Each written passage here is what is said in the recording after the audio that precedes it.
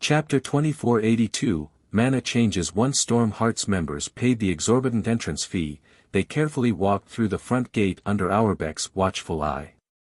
What? Some players are actually willing to pay such a fraudulent fee? Maybe they've decided to do some sightseeing since they've already gone to the effort of reaching the fortress. The players that had been preparing to leave the area watched Crow and his team with contempt as they entered the Starlight Fortress. A 20 silver entrance fee was unheard of on the Western continent. With 20 silver, a player could fully repair their weapons and equipment in an NPC city. Some Tier 2 players only made that much after a full day of grinding.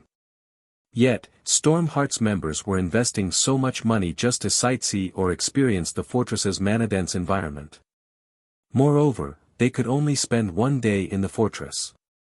They were foolish to waste their money like that. After spending a moment to ridicule Stormheart, the surrounding players packed up and left. It wasn't long before 90% of the players around the Starlight Fortress left the area. Now, less than 10,000 players remained in line at the front gate. They've already secured their hold on the Starlight Fortress, yet they're chasing away customers.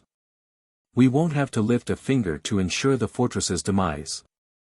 They want to charge magic crystals for all basic expenditures made inside the fortress.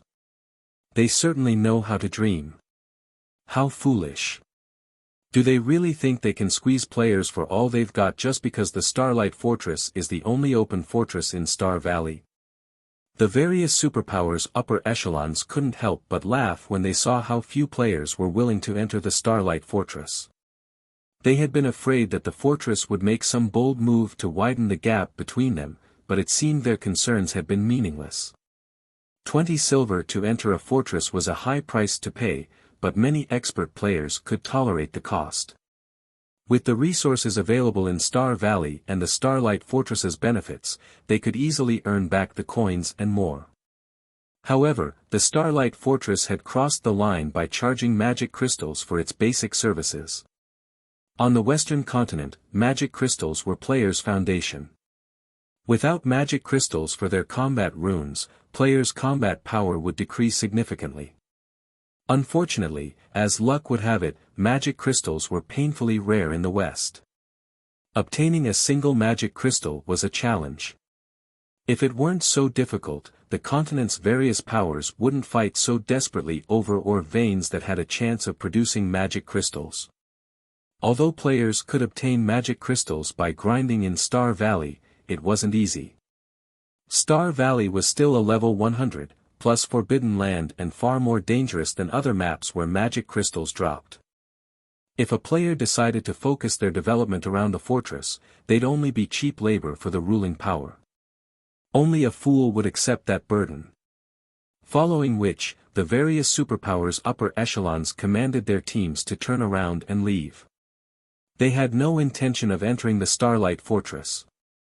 They had learned of the fortress's situation from the spies they had planted in Divine Tribe before the Starlight Fortress had opened to the public.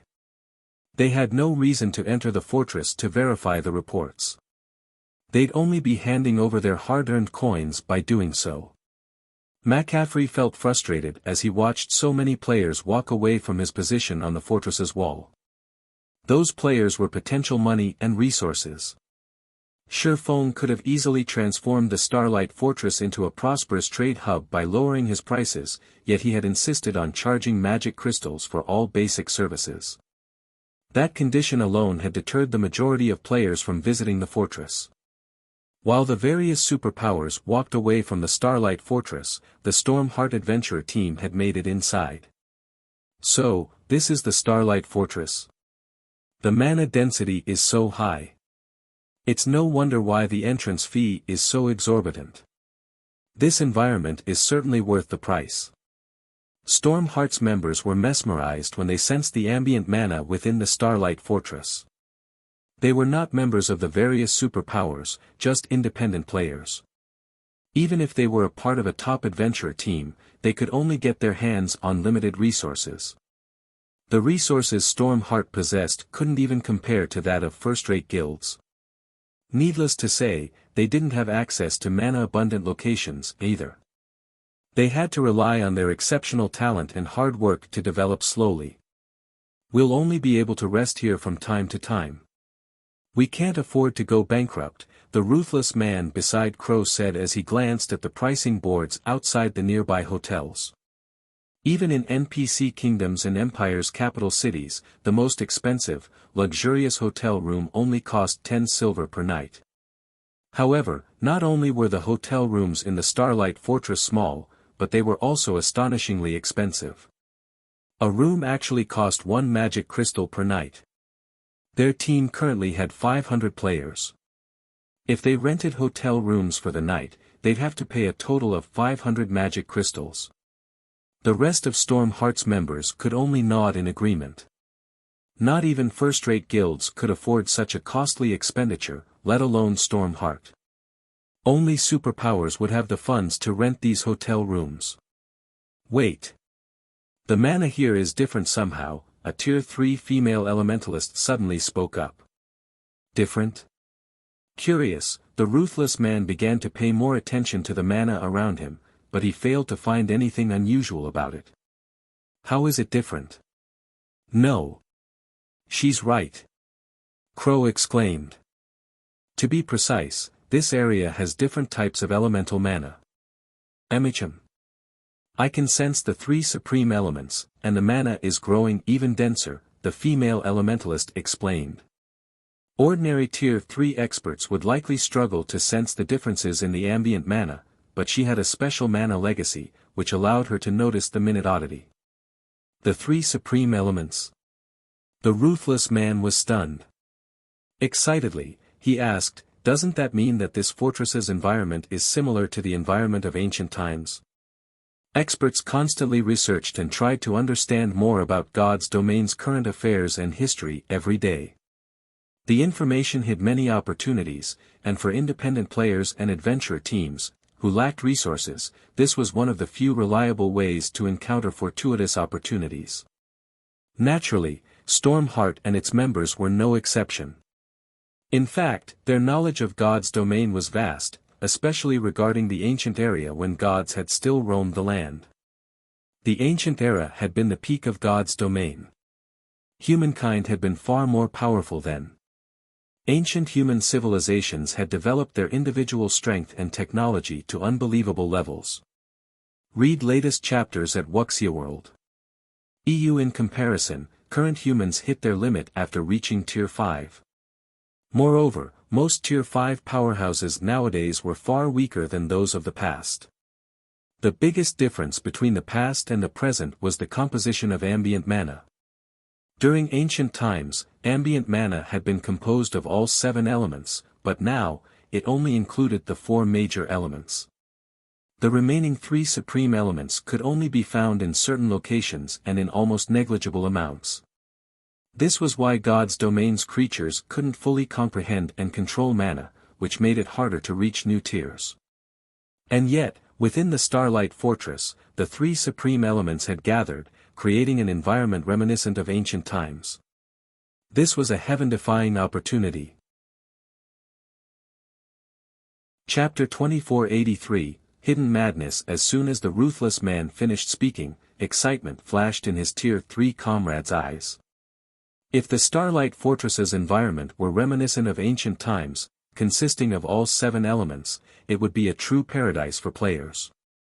Not only would players have a much easier time controlling mana in such an environment, but it would also help them unlock their mana bodies. After giving the matter some thought, Crow turned to the Tier 3 female elementalist beside him and said, Rose, return to headquarters and gather all of the magic crystals we have. Send someone to ask around about renting a hotel here, as well. We'll be using it as Storm Heart's temporary base. From now on, Storm Heart's Tier 3 members will develop out of the Starlight Fortress. Although living in the Starlight Fortress was costly, if the benefits allowed one to improve their mana control and unlock their mana body's potential with ease, it was worth the price. It would even be worthwhile if the adventurer team had to invest every magic crystal it had earned thus far and would earn in the future. Levels weren't the top priority for Tier 3 players right now. Rather, unlocking their mana body's full potential was far more important. A Tier 3 player could only exhibit the true strength of Tier 3 once they did so. Residing in the Starlight Fortress would accelerate the process of unlocking their mana bodies, which was a unique, massive benefit. The rest of God's Domain's players hadn't realized this yet, which gave Stormheart the opportunity to establish a base in the fortress. If they waited until the various guilds noticed, finding a place and developing in the Starlight Fortress would become far more difficult for the adventurer team.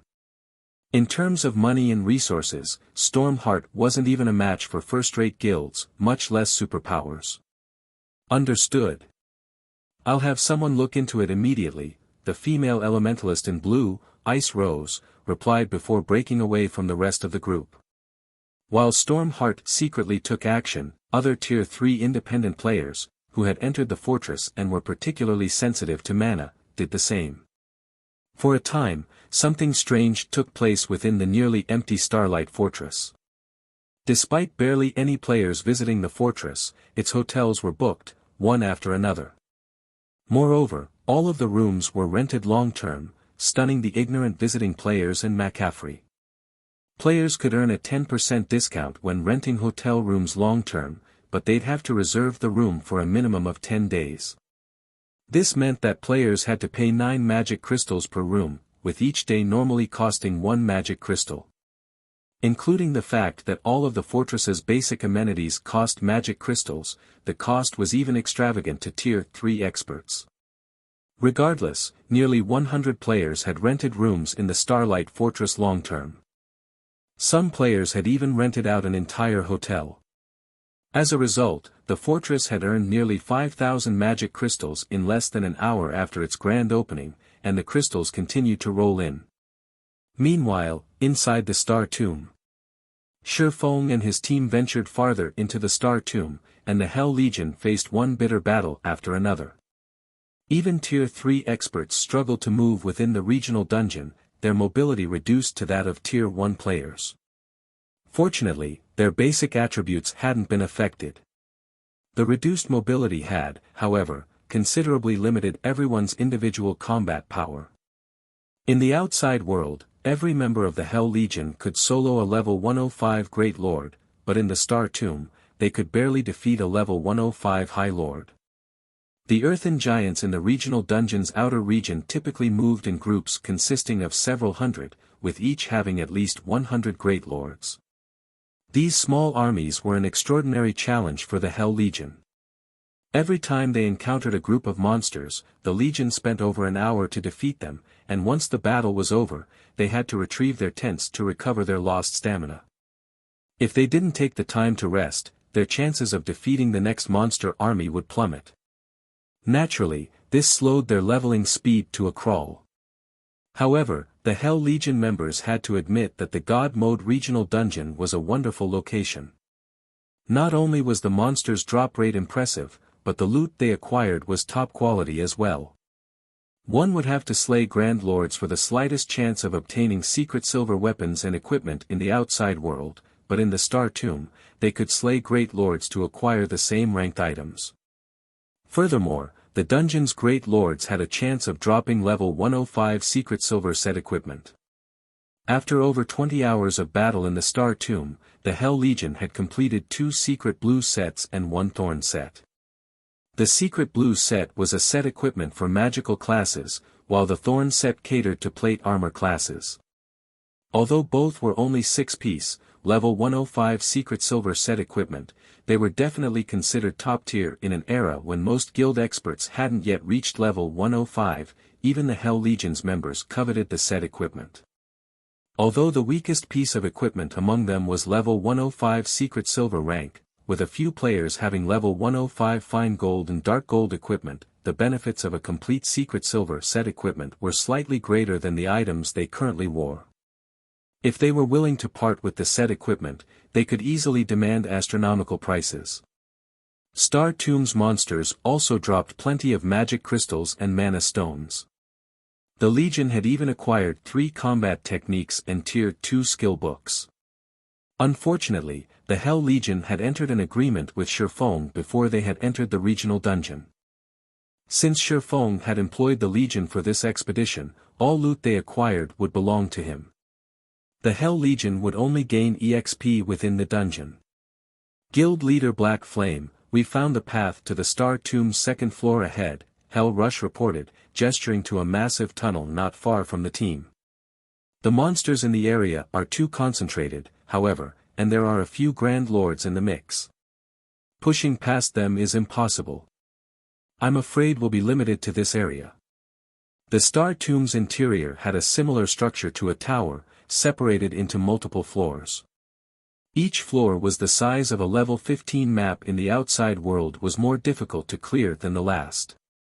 As players ascended, they'd also be subjected to higher gravitational force. None of the various superpowers had made it past the central area of the Star Tomb's first floor, near the passage to the second. Reaching the second floor proved almost impossible for current players. To make matters worse, players couldn't use summoning tools or war weapons in the Star Tomb. They couldn't even activate their berserk skills. Combined with the intense gravitational force, the Hell Legion was limited to taking on a few dozen Great Lords and a Grand Lord at a time. If the Legion tried to take on 3 or 4 Grand Lords at once, they'd be eliminated. They wouldn't even have the chance to flee. With their suppressed movement speed, they were considerably slower than the Earthen giants. Their only option for survival was to slay the monsters. That won't do. Our goal is on the Star Tomb's second floor, Shifeng said, shaking his head. The Star Tomb had a total of 11 floors, and the first couldn't even be considered the outer region's outer area. They'd barely make it to the dungeon's outer region once they made it to the second floor, and they'd only have a chance of securing a Star of Light by slaying the monsters in that area.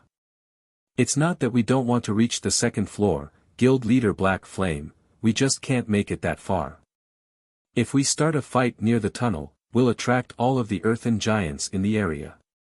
Not only will we have to face nearly 1,000 Earthen giants, but there are also 5 Grand Lords. We're no match for them with our current combat power, Hell Rush explained. The various superpowers had tried to reach the second floor as well, but even after trying various methods, none had succeeded. The 5 Grand Lords were especially challenging. Even a 1,000-man, Tier 3 team would struggle to defeat them, much less 300 Tier 3 experts. Rest assured, Commander Rush. I can't make any promises regarding the rest of the Earthen giants, but you can leave the Grand Lords to us, Shifeng said, chuckling as he gave the 8-meter-tall Earthen giants an anticipatory look. You'll deal with them. Hell Rush swept his gaze across Shifeng and his companions. Their team only included 10 of Zero Wing's members, and although he hadn't seen these players fight yet, he recognized that they all had extraordinary combat power. If these 10 players worked together, they might be able to take on a Grand Lord-ranked Earthen giant by themselves. Unfortunately, 5 Grand Lords guarded the passage ahead. No matter how Hell Rush thought about the idea, it seemed like a joke. That's right. Do you think you and your legion can take out the rest of the monsters? Shifeng asked, nodding. If you can stop the Grand Lords, the rest won't be a problem, Hell Rush said, flashing a confident grin. But, are you sure that you can defeat the 5 Grand Lords? Read latest chapters at Wuxia World. Don't worry about them. Shifeng then turned to Yan Tianqing and the others and asked, you guys can deal with the Grand Lords, right? No problem. Leave it to us. After watching the Hell Legion, we've been itching for a fight, Yan Tianqing replied with a wide smile. Alright, let's lure the 5 monsters away from the rest of the group first, then, Shifeng decided. 5 of his companions then walked away before charging at the 5 Grand Lords guarding the tunnel. They're just going to do it. Are they insane? Watching Yan Tianqing and the others rush ahead without waiting for the Hell Legion, Hell Rush was dumbfounded. Chapter 2484, Unlocked Mana Body. Hell Rush wasn't the only one dumbfounded. The rest of Hell Legion's resting members were stunned as they watched the 5 Zero-Wing members charge toward the Grand Lords. There were nearly 1,000 Earthen giants near the passage, and the weakest was a level 109 High Lord. There were over 100 great lords, as well, and if they surrounded a 100-man, Tier 3 team, the players would be done for. The Earthen giants weren't affected by the Star Tomb's gravitational force, and thus, both their movement and attack speeds were higher than Tier 3 players. As a result, players had to rely on their basic attributes to block the Earthen giants' attacks and their techniques to minimize the damage. The Hell Legion could only take on 3 or 4 Earthen giants at one time. Even if they had superior combat standards, they wouldn't be able to face a larger group and emerge from the battle unscathed. Yet, Yan Tianqing and his 4 comrades charged towards so many of these monsters with no hesitation. Just as Hell Rush came to his senses and turned to tell Shifeng to stop his players, what he saw next left him flabbergasted. Yan Tianqing, Fire Dance, Aqua Rose, Violet Cloud, and Yi Luofei were simply too fast. Despite the Star Tomb's painful gravitational force, those 5 players closed the distance of several hundred yards in 5 seconds, reaching the monsters guarding the tunnel. Impossible. How are they so fast?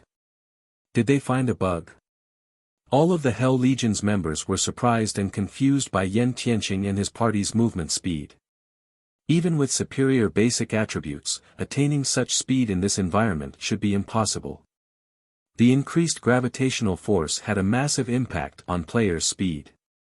Even if a Tier 2 player had double or triple their basic attributes, the Star Tomb's gravitational force wasn't something that could simply be overcome. The Hell Legion's members even suspected that reaching Tier 4 would only boost their speed to the Tier 2 standard. And yet, Yan Tianqing's group moved as easily as they did outside of the regional dungeon. It was unbelievable.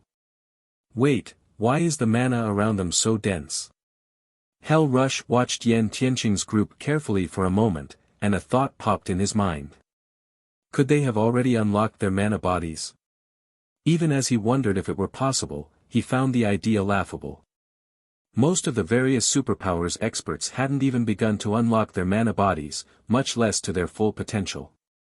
The Hell Legion member who had progressed the furthest had only unlocked 20% of their mana body. They still had a long road ahead to reach 100%.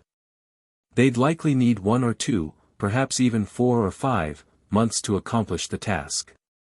One couldn't simply unlock their mana body's full potential overnight. Players would have to continuously try to understand and control their mana bodies, starting the process from the very beginning. Hence, it was a long and arduous process.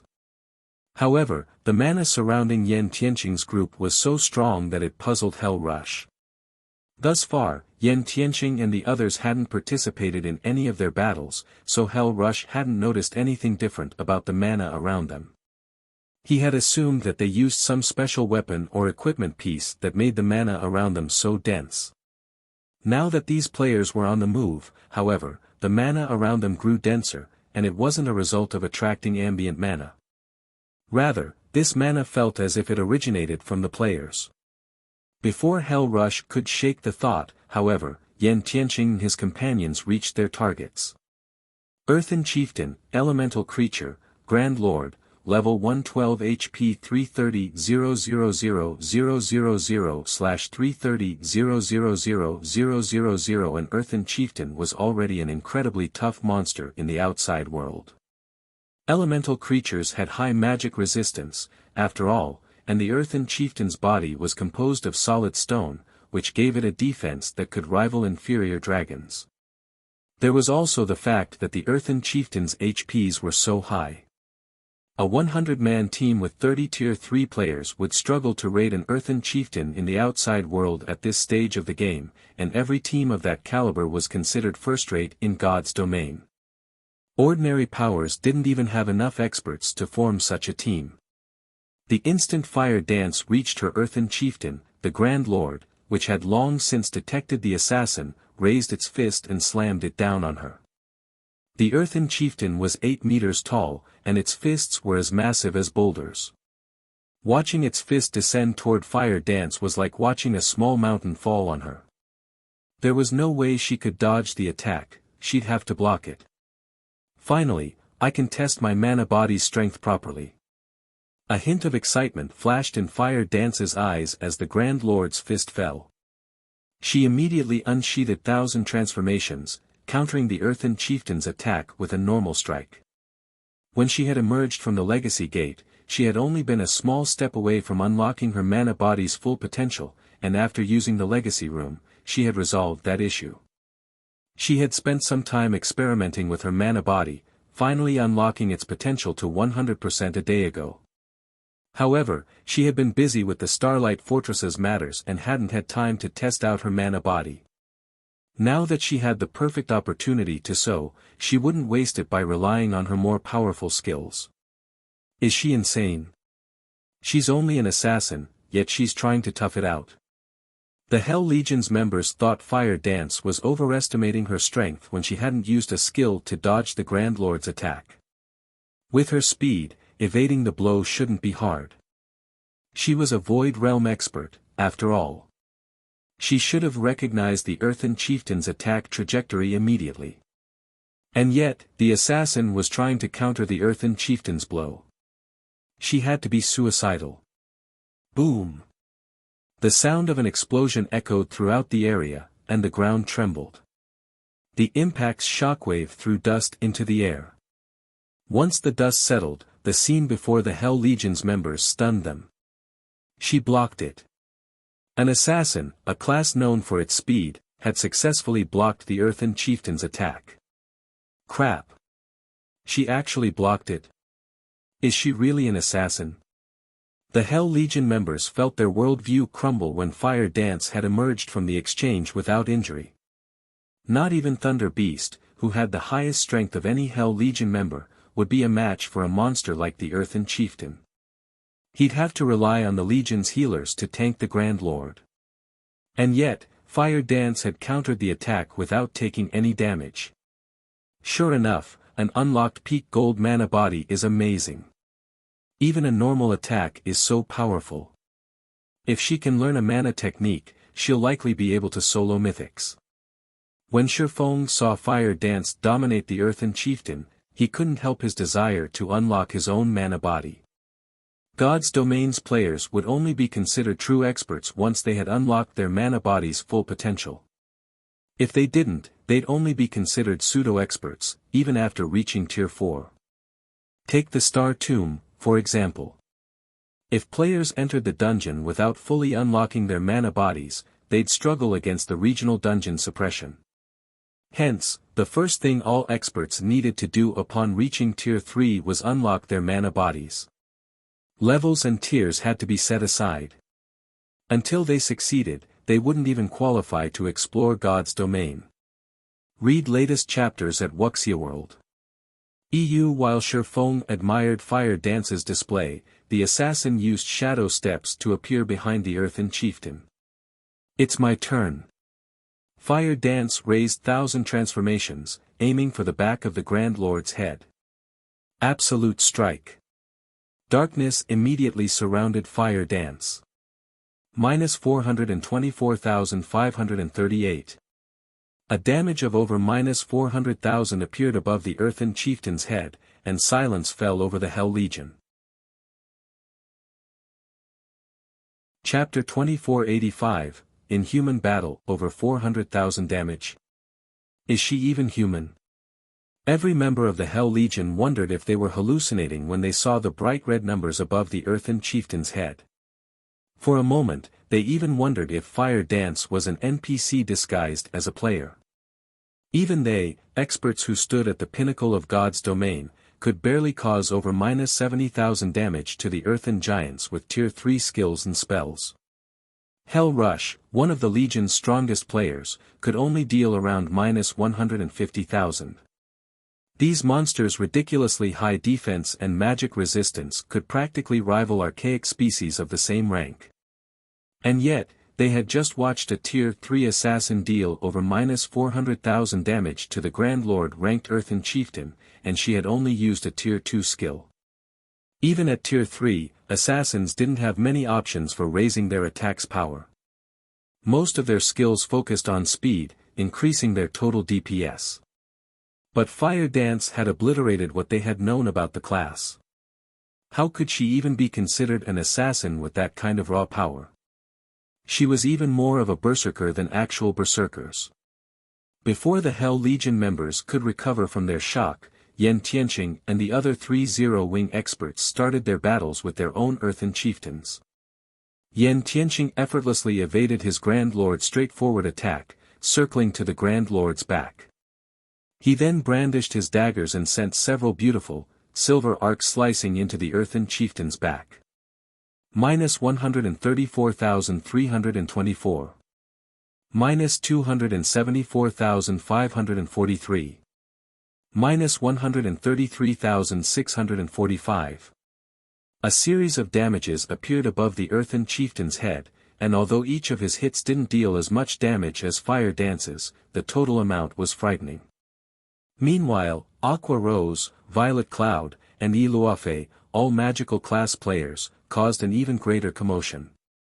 As soon as Aqua Rose finished her spell's incantation, a towering tidal wave manifested before her, devouring the Earthen Chieftain and several dozen Earthen Giants nearby. In one move, Aqua Rose heavily injured the Earthen Giants and Earthen Chieftain, which boasted high magic resistance. She also dealt over 1,000,000 damage to each of them. Meanwhile, Yi Luofei summoned 5 flaming meteors, casting them down on her Earthen Chieftain. 1. 2. 3 meteors. As each meteor struck the ground, the dungeon's first floor trembled violently. By the time all 5 had landed, they had created a crater that was over 100 meters wide and 10 meters deep around the Grand Lord. Of the 3 Earthen Chieftains that faced these magical class players, however, Violet Cloud's target was in the worst state. 300 shadow blades danced around the Grand Lord, each with enough force to make the monster stumble. When all 300 attacked as one, the outcome could only be described as a tragedy. How does Zero Wing have so many monstrous players? At this point, every member of the Hell Legion believed that Yan Tianqing's party could slay the 5 Earthen Chieftains, let alone keep them distracted. They only might need some time to defeat the monsters. Even so, their combat power was astonishing. The 5 Zero-Wing experts single-handedly suppressed the Star Tomb's Grand Lords, and not one of them was an MT Guild leader. Black Flame, have they fully unlocked their mana bodies? Hell Rush could not help but ask as he watched Fire Dance and the others fight. He couldn't think of any other reason that would allow those 5 players to display such incredible speed and power. Not even the various Super Guilds experts had unlocked their mana bodies' full potential. All of them were still exploring. It hadn't been long since these experts had reached Tier 3, after all. They have. All 5 have reached 100% of their mana body's potential, Shifeng confirmed with a nod. He had no intention of hiding the fact, nor could he. He couldn't explain away the strength Yan Tianqing and the other 4 displayed as higher basic attributes. Even if they had double or triple their basic attributes, they wouldn't exhibit such impressive combat power. Players could only accomplish this feat by unlocking their mana body's full potential. It was a pity that Shadow Sword, Cola, Turtledove, and Alluring Summer hadn't progressed this far yet. Even Alluring Summer had only unlocked 98% of her potential. If she had been able to bridge that final gap, their team would have had a much easier time exploring the Star Tomb. All 5 of them have fully unlocked their mana bodies. Hell Rush and the vice commanders around him gasped when they heard Shifeng's answer. They had suspected this might be the case, but they couldn't help their astonishment when Shifeng had confirmed it. Even the strongest player in Netherworld Empire had only unlocked 20% of their mana body's potential. They'd still need another month or 2 to reach 100%. They would still need at least 1 or 2 months to reach 100% potential. Yet, Zero Wing, a guild that had started from nothing in God's domain and wasn't supported by any major corporation, had nurtured 5 experts with fully unlocked mana bodies. It was unbelievable. Would you be willing to offer some guidance regarding mana bodies, guild leader Black Flame? If you are, I can represent my guild in offering to garrison 50,000 experts in the Starlight Fortress long-term. Netherworld Empire will also supply Zero Wing with various rare materials from the Western continent, Hell Rush proposed, trying to contain his excitement. Everyone's mana body was different, and players would gain very little from others' experiences, but the fact that Zero Wing had nurtured 5 experts with fully unlocked mana bodies proved that it could help players accomplish the feat. Anyone that said otherwise was either lying or a fool. Players would see huge differences in their accomplishments, depending on how soon they unlocked their mana body's potential. The difference between the combat power Zero Wing's members displayed and that of the Hell Legion made that much obvious. After Hell Rush presented his offer and request, the rest of his comrades grew restless, watching Shurfong. They all wanted to hear his answer. Before this, they hadn't realized how effective a fully unlocked mana body would be on one's combat power, but after seeing Yan Tianqing and his companion's performance, they were sure of one thing. Tier 3 players that hadn't unlocked their mana bodies were pests in comparison. Many of the Hell Legion's members had just as high combat standards as Fire Dance and the others, but if they had to fight any of those 5 players, they'd refuse. The difference between their overall combat power was like the difference between heaven and earth. They even suspected that Fire Dance and her party could take on 30 Hell Legion members simultaneously. Read latest chapters at Wuxia World. The more Hell Legion's experts thought about it, the more restless they became. Rather than their earlier prideful attitude, they all watched Shurfong with anticipation and hunger. Weapons and equipment were secondary concerns for experts like them. Their individual strength was far more important. In fact, they had joined their guild in the pursuit of greater strength. Don't worry about the 50,000 experts, Shurfong dismissed the offer. He could not help but shake his head and chuckle when he saw everyone's eager looks. Offering guidance for unlocking your mana bodies isn't necessarily impossible, but in exchange, I'd like Netherworld Empire to help me with another matter.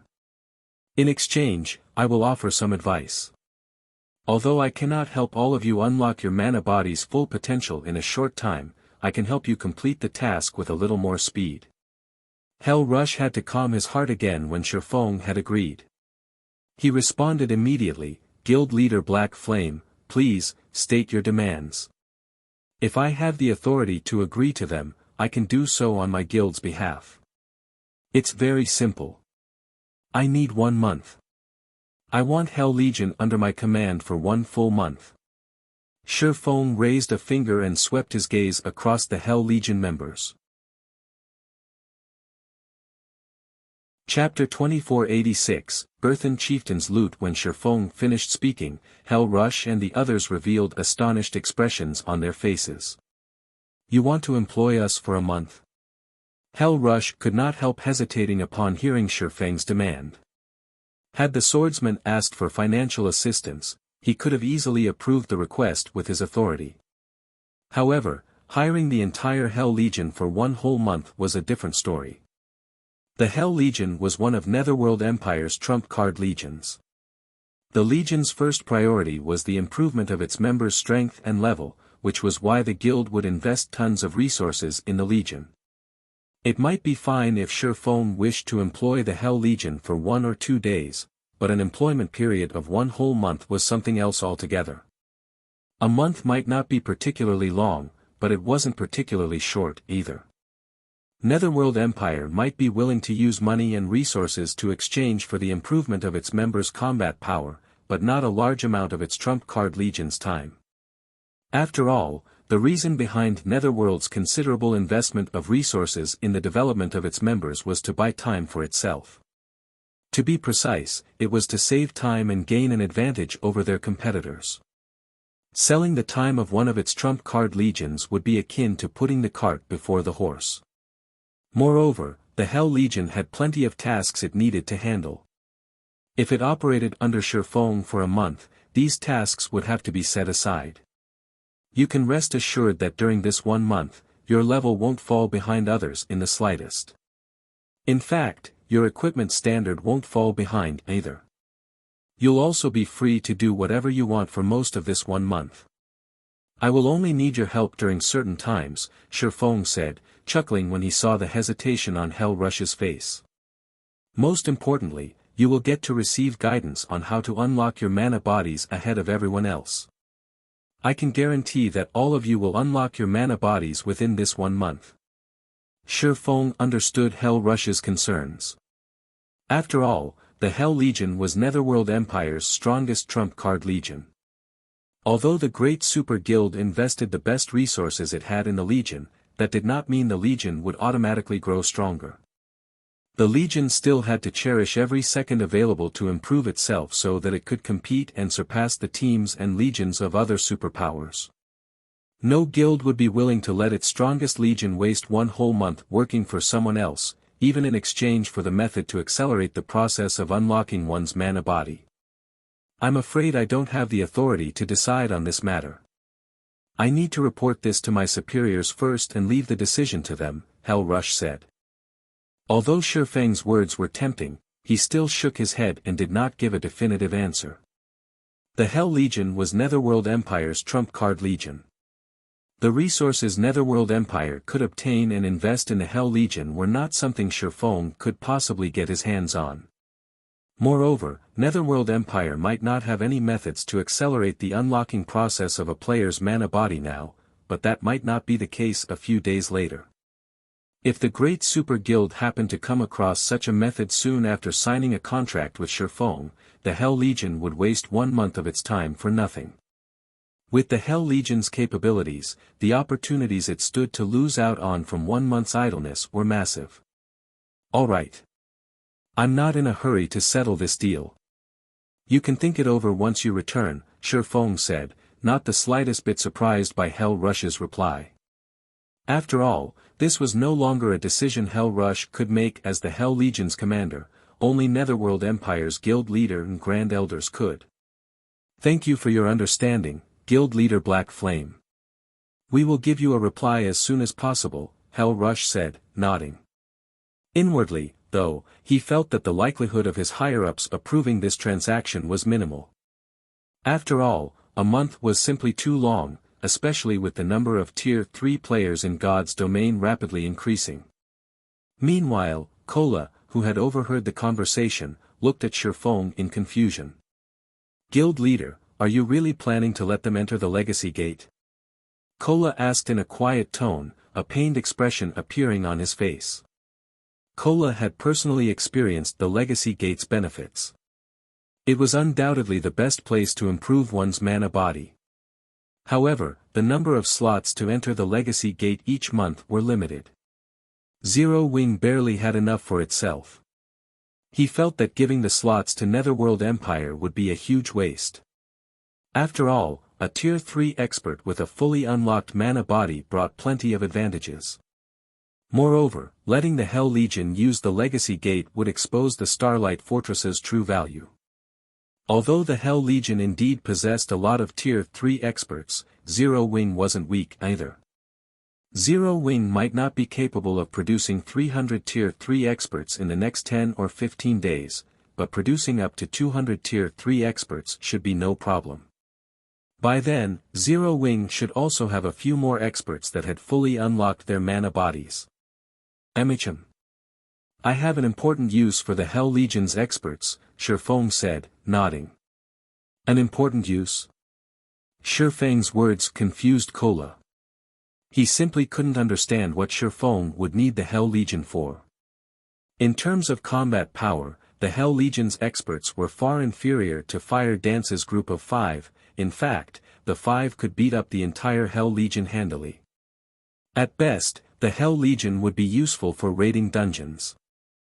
Fire Dance and the others are indeed very strong after unlocking their mana bodies, but there are many things that cannot be solved with just a handful of players, Shi Feng said, chuckling at the look of disdain Kola was giving the Hell Legion. Fire Dance's group of 5 might be capable of suppressing the Hell Legion now, but once the Hell Legion's members fully unlocked their mana bodies as well, Fire Dance's 5 wouldn't even be able to flee for their lives. Moreover, the Hell Legion's Tier 3 experts fully unlocking their mana bodies was only a matter of time.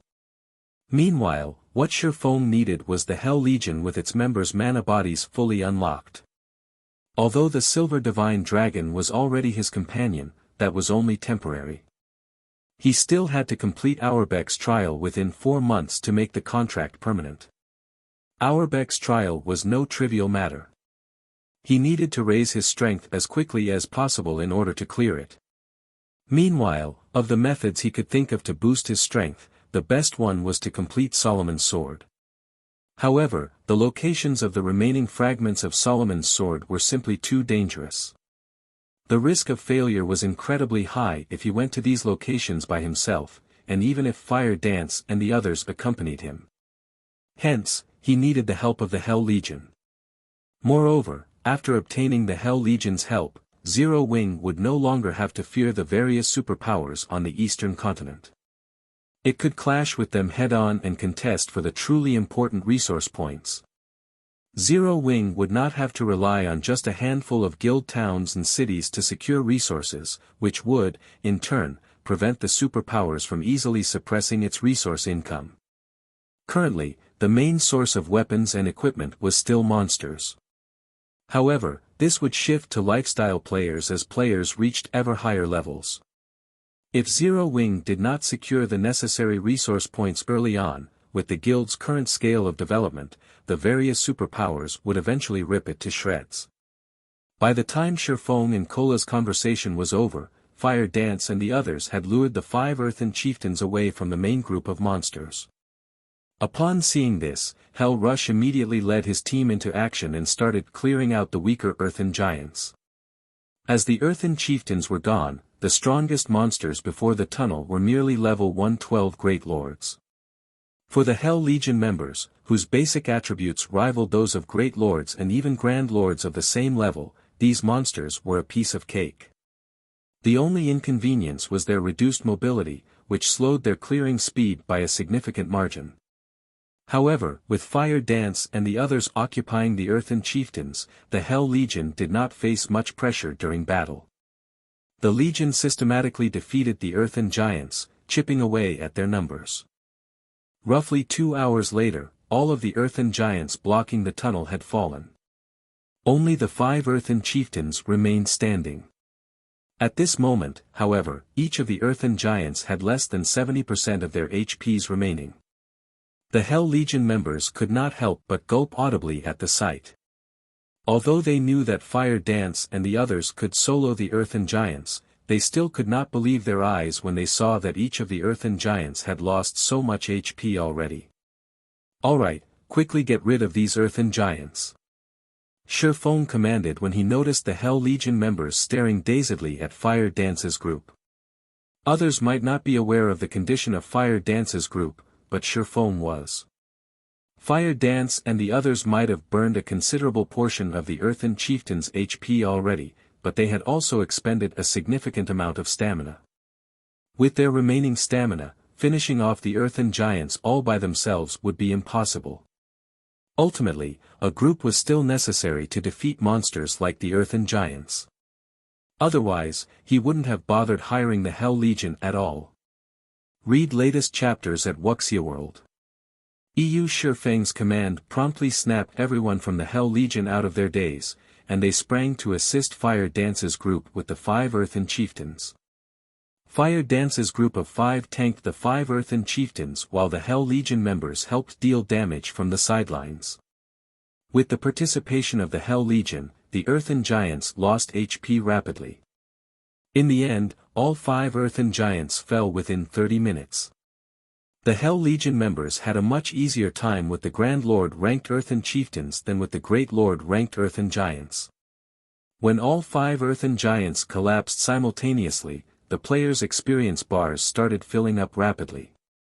The amount of EXP the Earthen Giants awarded was much more bountiful than that of Grand Lords of the same level in the outside world. In just 3 seconds, their experience bars had increased by 15%, far more EXP than they normally would gain after grinding for half a day. Moreover, after the 5 Earthen Chieftains died, they had dropped several dozen items. The abundance of their loot surpassed even that of mythic monsters in the outside world. For a moment, everyone from the Hell Legion was stupefied by this scene. Chapter 2487, Flaming Steel Set, the Earthen Chieftain's loot is actually so abundant. The number of items they dropped is at least triple that of the Grand Lords in the outside world. The Hell Legion members' eyes glowed when they saw the 5 Earthen Chieftains loot. There were plenty of level 100 plus Grand Lords in the outside world, including Star Valley. Killing just one would net players a significant profit. If players were lucky, they might even obtain a piece of dark gold equipment. At this stage of the game, level 105 dark gold equipment was considered one of the best equipment available even to the various superpowers experts. As for level 100 plus epic weapons and equipment, they were things that could be obtained only by killing level 100 plus mythics, an incredibly difficult feat. Moreover, the drop rate wasn't 100% either. Usually, all level 100 plus epic items a guild obtained would be allocated to the guild's elders. Even the guild's peak experts would not get any. Hence, for most experts right now, level 105 dark gold equipment was the best equipment available. Now, the 5 Earthen Chieftains had dropped loot equivalent to that of 15 Grand Lords in the outside world. This was simply a jackpot. Moreover, the Earthen Chieftains also granted much more EXP, equivalent to that of a mythic monster in the outside world. While the Hell Legion members were quietly discussing this matter among themselves, Aqua Rose and the others quickly collected the Earthen Chieftains' loot. Guild leader, we're quite lucky this time. These 5 Earthen Chieftains dropped a total of 7 pieces of level 110 fine gold equipment and 12 pieces of level 110 secret silver equipment. Among the secret silver equipment is a pair of plate armor gloves that belongs to an 8-piece, level 110 secret silver set equipment, Aqua Rose joyfully reported to Shurfong after organizing the loot.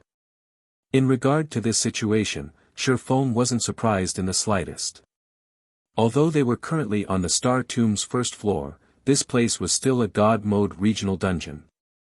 Such loot was very normal. Moreover, nobody had defeated these Earthen Chieftains before. The fact that these Grand Lords dropped level 110 fine gold equipment and level 110 secret silver set equipment was nothing special at all. Level 110 fine gold equipment and level 110 secret silver set equipment. Hell Rush was astonished when he overheard Aqua Rose's report, because the weapons and equipment the Earthen Chieftains dropped were slightly better than even some of the items he had equipped. His equipment already ranked among the best available in the entire Netherworld Empire, only a select few in the guild had better. Moreover, if not for the several pieces of level 100 plus epic items on him, then his equipment might have gotten surpassed altogether. MHM. Here, take a look, Aqua Rose said, smiling as she shared the attribute panels of the equipment they obtained with Hell Rush, not bothering to hide the item's attributes. After all, everyone from Zero Wing had much better equipment. Isn't this flaming steel set a little too powerful? If one of our MTs were to equip it, they could most likely tank an Earthen Chieftain all by themselves. Hell Rush exclaimed, a passionate flame burning in his eyes as he stared at a pair of plate armor gloves.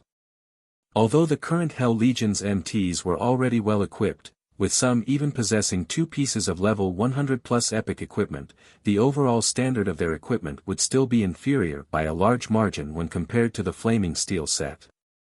Just the bonuses from the set's 5-piece and 8-piece set effects alone could already rival those from being fully geared in level 110 fine gold equipment. The 5-piece set effect increased not only the user's defense skill by 3 levels but also the user's defense attribute by 25%, while the 8-piece set effect increased the user's HP and physique by 25%. These bonuses allowed MTs to become sturdier with much greater mobility. An MT geared in the Flaming Steel set would have no problems tanking level 110 mythic monsters in the outside world. Upon thinking up to this point, Hell Rush had the urge to have the Hell Legion continue grinding in the Star Tomb even after working for Shurfong. After all, if the Hell Legion secured a complete Flaming Steel set, it would have a much easier time raiding level 100 super large-scale team dungeons. However, Hell Rush soon shook his head and smiled bitterly. Although the temptation was strong, nobody in the Hell Legion was capable of tanking the Earthen Chieftains right now. If not for Aqua Rose and the others keeping the Grand Lords in check, the Hell Legion would have been helpless against the monsters. If Commander Rush likes this flaming steel set, once we collect a full set, I don't mind selling it to you, Shifeng said, smiling when he saw Hell Rush fall silent after seeing the flaming steel set's attributes. Guild Leader Black Flame, are you serious? Hell Rush reflexively sought confirmation. The flaming steel set was top-tier set equipment for MTs, which definitely could not be bought in the outside world. In fact, even the various super guilds did not possess such excellent set equipment right now. Moreover, one could use the flaming steel set up to level 115. Actually, although the set could grow only up to level 115, with how excellent its attributes were, players should still be able to use it even after reaching level 120. Only epic equipment could surpass the flaming steel set. Of course. I never joke. In fact, if the Hell Legion accepts my condition, let alone one flaming steel set, even obtaining 20 or 30 sets of set equipment on par with the flaming steel set wouldn't be a problem, Shifeng said, nodding. The flaming steel set was indeed excellent for current tier 3 players. However, as more players fully unlocked their mana bodies, such set equipment would become very common.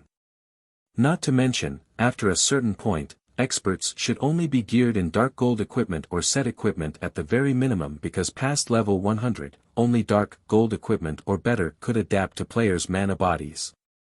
If players with fully unlocked mana bodies fought using equipment at the fine gold rank or below, they would rapidly deplete the durability of their equipment. In fact, after reaching tier 4, players couldn't even consider using secret, silver weapons and equipment since such low-caliber weapons and equipment couldn't endure the power of a tier 4 mana body, becoming useless after the execution of one skill or spell. This was the eternal pain that all expert players that had fully unlocked their mana bodies faced. Only very few players in God's domain had fully unlocked their mana bodies, so players were still unaware that having an overly powerful body was also a problem. 30 sets. Hell Rush could not help being tempted. Previously, he had felt that the 1-month employment period Shifeng proposed was too long. However, he started wavering after hearing that the Hell Legion could get its hands on 30 sets of set equipment that was on par with the flaming steel set equipment. After all, even if the Hell Legion desperately grinded for 1 month, few of its members could reach level 120 in that period. Meanwhile, the flaming steel set equipment was top-tier set equipment that could still be used even after players reached level 120. In other words, even after working for Shifeng for a month, the Hell Legion would retain an edge over the teams of other superpowers when it came to equipment standards. Now, he felt that he needed to have a proper discussion with his superiors in the guild. Since we've taken care of the monsters already, we should head to the second floor. If we continue resting here, the monsters might respawn, Shifeng said after seeing that everyone was sufficiently rested. Everyone promptly stood up from the ground and entered the tunnel leading to the Star Tomb's second floor. The tunnel was long and narrow. Not only did it not have any monsters, but the ambient mana inside was also incredibly dense. This situation allowed everyone to relax their mental states considerably. Meanwhile, after walking for around 5 minutes, the team arrived on the Star Tomb's second floor, where a strong pressure greeted everyone. Why is the gravity here so much higher than on the first floor? Aqua Rose immediately felt uncomfortable when she stepped onto the second floor. On the first floor, she had barely felt the effects of the increased gravitational force. Now, however, she could actually feel her body growing significantly heavier. Even her mobility was negatively affected. The gravity here is twice as strong as that of the first floor. It seems this floor will be our limit. When Shifeng sensed the gravitational force on the second floor, he, too, felt a little surprised. He never thought that the gravity here would be so powerful. From what he knew, the gravitational force players experienced inside the Star Tomb would grow ever higher with each floor they climbed. Hence, ascending the Star Tomb was incredibly difficult. After reaching the 4th floor, even tier 3 players that had their mana bodies fully unlocked would be incapable of combat without anti-gravity equipment. However, anti-gravity equipment had always been considered incredibly rare in God's domain. In fact, lifestyle players couldn't produce it, as its creation involved ancient technology. Following which, Shifeng and the others started clearing out the monsters outside the tunnel's exit. Although the gravitational force on the second floor had doubled, the monsters' strength and levels had barely increased. The only obvious difference was the larger number of Great Lord-ranked Earthen giants in each group of monsters. However, this change did not affect Shifeng and the others at all. Moreover, to everyone's surprise, the monsters here granted at least 3 times more EXP than the monsters found on the first floor. As a result, everyone's leveling speed was now at least 50% faster than if they grinded in the outside world. In addition, the loot the monsters dropped was also much better. Even the Great Lord-ranked Earthen giants occasionally dropped level 110 fine gold equipment.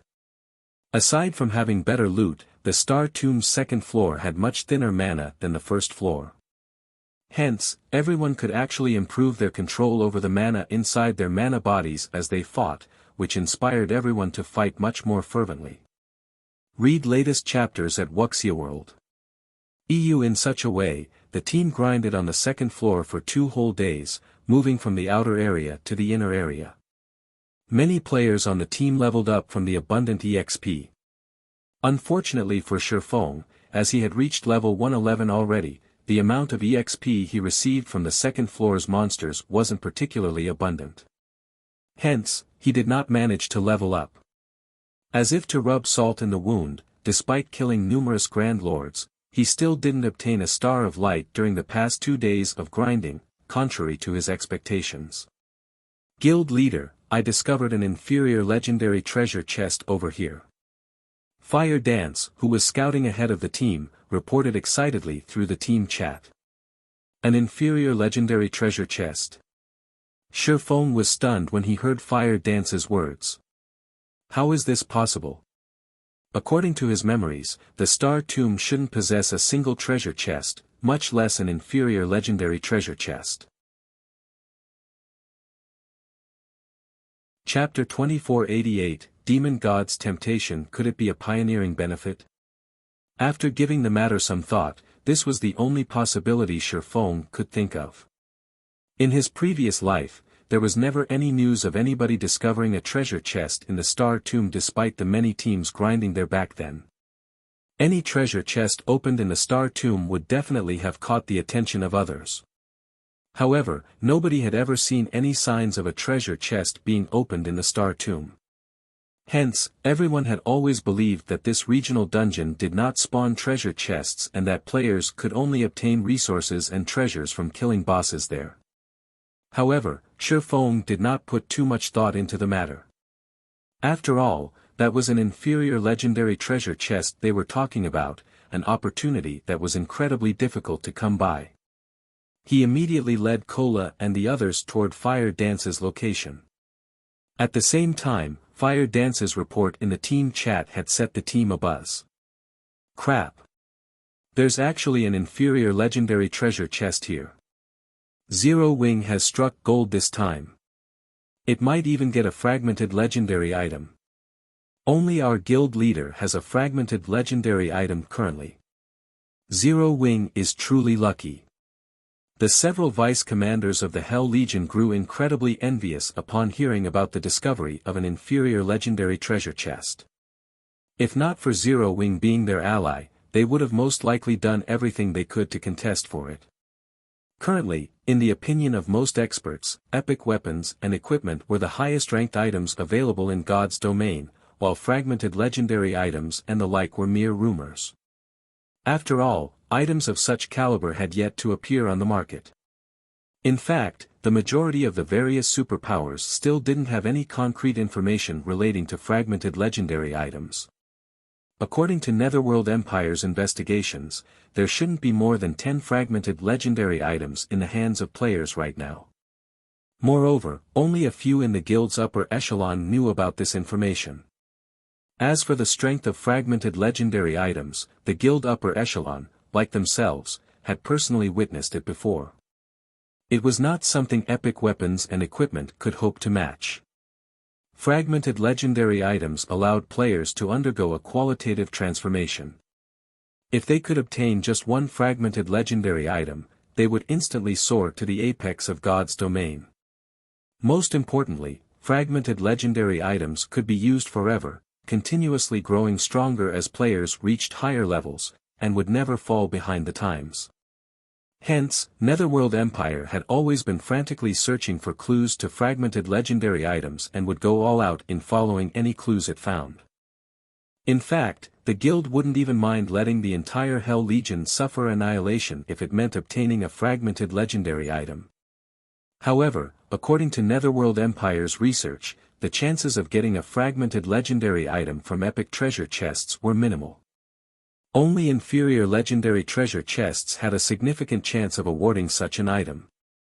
The Star Tomb's pioneering benefits are this excellent. Hell Rush also could not help growing envious in this situation. It seems we'll really need to go all out in exploring the Star Tomb after this job. Although he knew that the Star Tomb definitely contained bountiful resources and treasures as a God Mode regional dungeon, he never imagined that it would be to such an extent. They were only on the Star Tomb's second floor, yet they had already come across an inferior legendary treasure chest. If even the second floor had such amazing treasures, he simply could not fathom how amazing the treasures on the higher floors would be. After the Hell Legion's members discussed this matter briefly among themselves, they quickly followed Shifeng toward Fire Dance's location. The environment of the Star Tomb's second floor was a tropical rainforest. However, unlike the rainforests in the real world, the rainforest here was home to colossal trees. Entering this place felt like entering a land for giants. Ordinary humans would look incredibly small here. After traveling through the forest for around 20 minutes, the team arrived before a barren hill, which actually had an ancient temple erected on it. A dark fog enveloped this shrine, evoking an indescribably gloomy sensation. Through the open gates, one could see a gigantic treasure chest sitting in the middle of the shrine. This treasure chest gave off the distinctive orange-red glow of an inferior legendary treasure chest. Guild leader, we've struck the jackpot this time. It really is an inferior legendary treasure chest. Kola said, excitement surfacing on his face when he spotted the gigantic treasure chest. This was no longer Kola's first time seeing an inferior legendary treasure chest. Although he didn't think that Fire Dance would make a mistake, after verifying Fire Dance's claim with his own eyes, he still could not help his surprise. After all, he had personally experienced the strength of a fragmented legendary item before. At this moment, aside from Kola, Aqua Rose and the other Zero Wing members present also revealed excited expressions on their faces. After all, so long as they managed to obtain a fragmented legendary item from the treasure chest, Zero Wing would have another Apex expert, something the guild lacked the most right now. However, unlike the Zero Wing experts, the members of the Hell Legion did not reveal any joy or envy upon seeing the inferior legendary treasure chest. On the contrary, they even started shaking their heads in disappointment. What a pity. It's actually a demon god's temptation, Hell Rush sighed as he gazed at the gloomy temple. After calming herself, Aqua Rose turned to Hell Rush and asked curiously, Demon God's temptation? What do you mean, Commander Rush? Previously, she had clearly sensed Hell Rush and the others' passionate response to the discovery of the inferior legendary treasure chest. Now, however, after seeing the treasure chest itself, they were suddenly indifferent toward it. This was truly strange. You arrived on the Western continent not long ago, so you might not know about this, but strange temples randomly appear in some of the dangerous locations on the Western continent. Not only are these strange temples filled with dense dark energy, but these temples also house incredibly precious treasures, Hell Rush explained. However, these temples are merely traps set up by demon gods. If players fail to resist the temptation and get lured into these temples, they are forced to undergo a trial and challenge the phantom of the demon god that set up the trial. Meanwhile, these trials are simply impossible to complete. To make matters worse, if players don't complete the trial, they not only fail to obtain the treasure but even have their level returned to 0 and half their soul devoured, which would place them in a weakened state for a very long period. At which point, players have no choice but to remake their accounts. Hence, we have labeled these temples as the Demon God's Temptation. As Hell Rush finished speaking, many of the Hell Legion's members revealed grim expressions. This was because several of the Hell Legion's members had fallen for these traps and were forced to remake their accounts, an irrecoverable blow.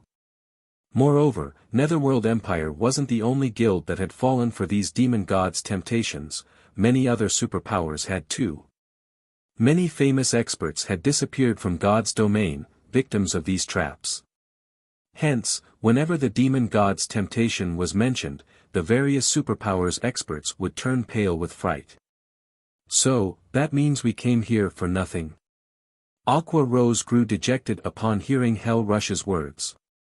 Although she still had the urge to challenge the Demon God's temptation even after hearing Hell Rush's explanation, reason stopped her. Her current combat power might be far superior to Hell Rush's and the others, but some trials in God's domain did not just test players' combat power but also their combat standards. Players would need to meet the requirements for both to pass those trials. Meanwhile, when it came to combat standards, Hell Rush was leaps and bounds above her, and considerably superior even to Yen Tianqing, who was a domain realm expert. Read latest chapters at Wuxia World. If even an expert of Hell Rush's caliber had given up on the Demon God's temptation without hesitation, how could someone like herself possibly succeed? Don't even think about it. The greater the treasure stored inside a Demon God's temptation, the more difficult the trial would be. Previously, a trial that housed an epic treasure chest already forced players to go up against a Demon God's phantom of the same level and tier. With the reward being an inferior legendary treasure chest right now, I'm afraid the phantom summoned will be at least one tier higher than the challenger, Hell Rush advised. He, too, was tempted by the prospects of obtaining an inferior legendary treasure chest. If there were even the slightest possibility of success, he would most likely give the trial a try. However, that was not the case for the trial before him. Challenging it would be akin to making a bet guaranteed to lose. After all, the opponent summoned would be a Tier 4 phantom of a god. The other members of the Hell Legion also agreed with Hell Rush's words. With their current strength, they could only admire the inferior legendary treasure chest from afar. They had to be tired of living to try to obtain it. No, we're not completely without options, Shifeng suddenly said. Chapter 2489, Circumventing the Rules. Hell Rush and the Hell Legion's other members gave Shifeng a strange look after he spoke up. They had already explained the Demon God's temptation to the Eastern players. They hadn't expected that Shifeng would still aim to claim the inferior legendary treasure chest. Trying to take that chest would be the equivalent of trading one's life for wealth. Guild Leader Black Flame, you won't be able to use your berserk skills or any magic tools once inside the temple. You'd have to face the Demon God's phantom by relying on your own power. Although the phantom isn't a true demon god, a demon god did create it. It's far stronger than a hero of the same level and tier, Hell Rush explained. If you fail, you'll have to remake your account. Hell Rush could sympathize with Shifeng's desire. An inferior legendary treasure chest was just that tempting.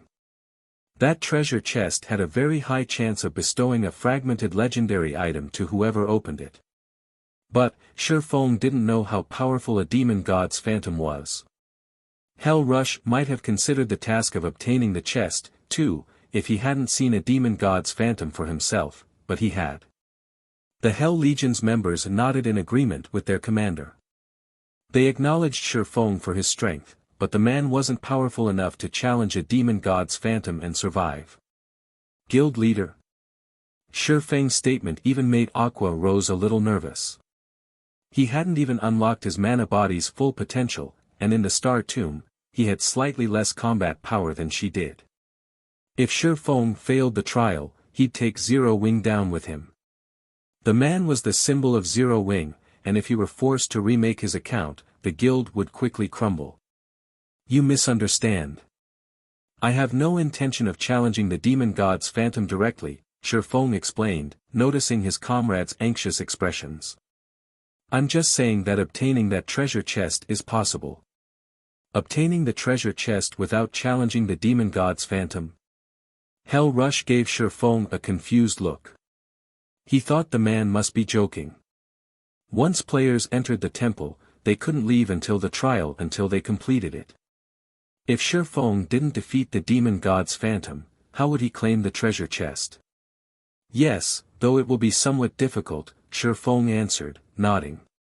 He then turned to Aqua Rose and said, set up a Starlight gathering magic array around the temple. Then, I want you to stand guard and prevent any monsters from approaching. Shifeng knew far more about the ancient gods and their phantoms than anyone in God's domain. Not even a dragon of the same tier would approach an area guarded by an ancient god's phantom. The phantom's strength was on par with that of a divine dragon. As he was now, he wouldn't last 3 or 4 hits against a demon god's phantom of the same tier, much less against a phantom that was 1 tier higher.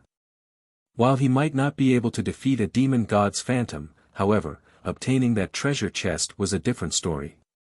Many confident experts had challenged demon god's temptations during his previous life, but they had all been forced to set up new accounts.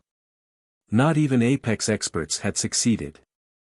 However, one independent player had secured the treasure within a demon god's temptation at some point, and that independent expert had posted about his victory on the forums. The incident had shaken God's domain to its core, inspiring curiosity in every player. The various superpowers had even tried to recruit this independent player, offering an elder position, even a grand elder position, within their guilds. When the superpowers had finally located the player, however, what they had found had left them dumbfounded. That independent player had only been an ordinary expert. He hadn't even reached the refinement realm at that point. No one had expected the outcome. So many experts, including domain realm experts wielding fragmented legendary items, had tried to clear demon god's temptations, yet none had lasted more than 10 seconds against the demon god's phantom. Naturally, they hadn't secured the treasure either. After detailed interviews, the various superpowers had learned that the independent player hadn't actually challenged the demon god's temptation. Rather, he had found the treasure hidden within the temple. To claim the treasure for himself, he had merely decoded the magic arrays that had protected the temple. Once a player decoded the magic arrays, they could use magic tools within the temple. This made it possible to pin down the demon god's temple long enough to flee with the treasure. Astounded, none of the various superpowers had considered that there was a way to bypass the system's rules. Every player in God's domain had long since memorized the main God system's various rules and determined that players simply couldn't challenge these rules. However, the main God system had never indicated that challenging existing rules was impossible. Players had simply convinced themselves that the concept was fact. Of course, the method the independent player had employed wasn't easy. Decoding the temple's magic arrays required a lot of time, and demon god's temptations didn't exist for long, with most only lasting 2 days. Although the independent player hadn't been an amazing expert, he had been an advanced master magician, only 1 step away from grandmaster rank. Hence, he had been able to decode the magic arrays within the time limit, obtaining the treasure. Unfortunately, of the many powers that had attempted to use the same method, very few had succeeded. Demon god's temptations appeared at random, and even if players found one, challenging it would be pointless if they couldn't decode the magic arrays before the temple vanished. Even if they succeeded, they'd still have to escape the demon god's phantom. If they couldn't last 20 or 30 seconds, escaping with the treasure would be impossible. Now that Shifeng was a master magician, albeit only at basic rank, he had a chance of decoding the temple's magic arrays. The time limit was the only problem. But Shifeng couldn't care less. Since he had stumbled across a demon god's temptation, giving up without trying would be a waste. Meanwhile, confused, Aqua Rose and her companions did as they were told, setting up a Starlight gathering magic array around the temple. As they did, the magic arrays concentrated the ambient mana, which skyrocketed around the temple. Now that the mana density is higher, I should be able to decode the arrays faster. Next, I'll have to race against time. Sensing the gathering mana, Shifeng took a deep breath and approached the stone pillars around the temple. He then began to decode the magic arrays that protected the temple. The several ancient pillars suppressed space around and inside the temple. Essentially, they were the core magic arrays that sealed the temple. If he could decode them, he could enter and leave the temple freely until the magic array's auto-repair completed. He would not have to worry about being trapped or not having access to magic tools within the temple. Commander, Black Flame has gone insane. Those are the system's magic arrays, yet he's trying to decode them. Thunder Beast was stunned as he watched Shifeng approach one of the stone pillars and get to work. I don't know, Hell Rush said, shaking his head. However, he hired us. Since he wants to try decoding the magic arrays, we can only comply with his wishes. In any case, we can use this opportunity to get some rest. Hell Rush assumed Shifeng had already submitted to the temptation and become obsessed with the inferior legendary treasure chest, but Shifeng must realize that defeating a demon god's phantom was impossible, coming up with another method to tackle the demon god's temptation. Although Hell Rush thought the swordsman's idea was even less feasible than confronting the phantom directly, he had no reason to stop the man since this method wasn't dangerous. The Hell Legion began to relax as they kept an eye on the surrounding monsters. Meanwhile, excitement welled within Shifeng as he examined the temple's magic arrays. It turned out that they weren't as powerful as he had assumed, only somewhat complex, consisting of a series of linked master magic arrays. These weren't nearly as formidable as the magic arrays that had entrapped the Silver Divine Dragon. Given enough time, decoding these arrays wouldn't be a problem. Shifeng frantically decoded the core magic arrays engraved on the ancient stone pillars as time flew by. 3 hours. 6 hours. 12 hours.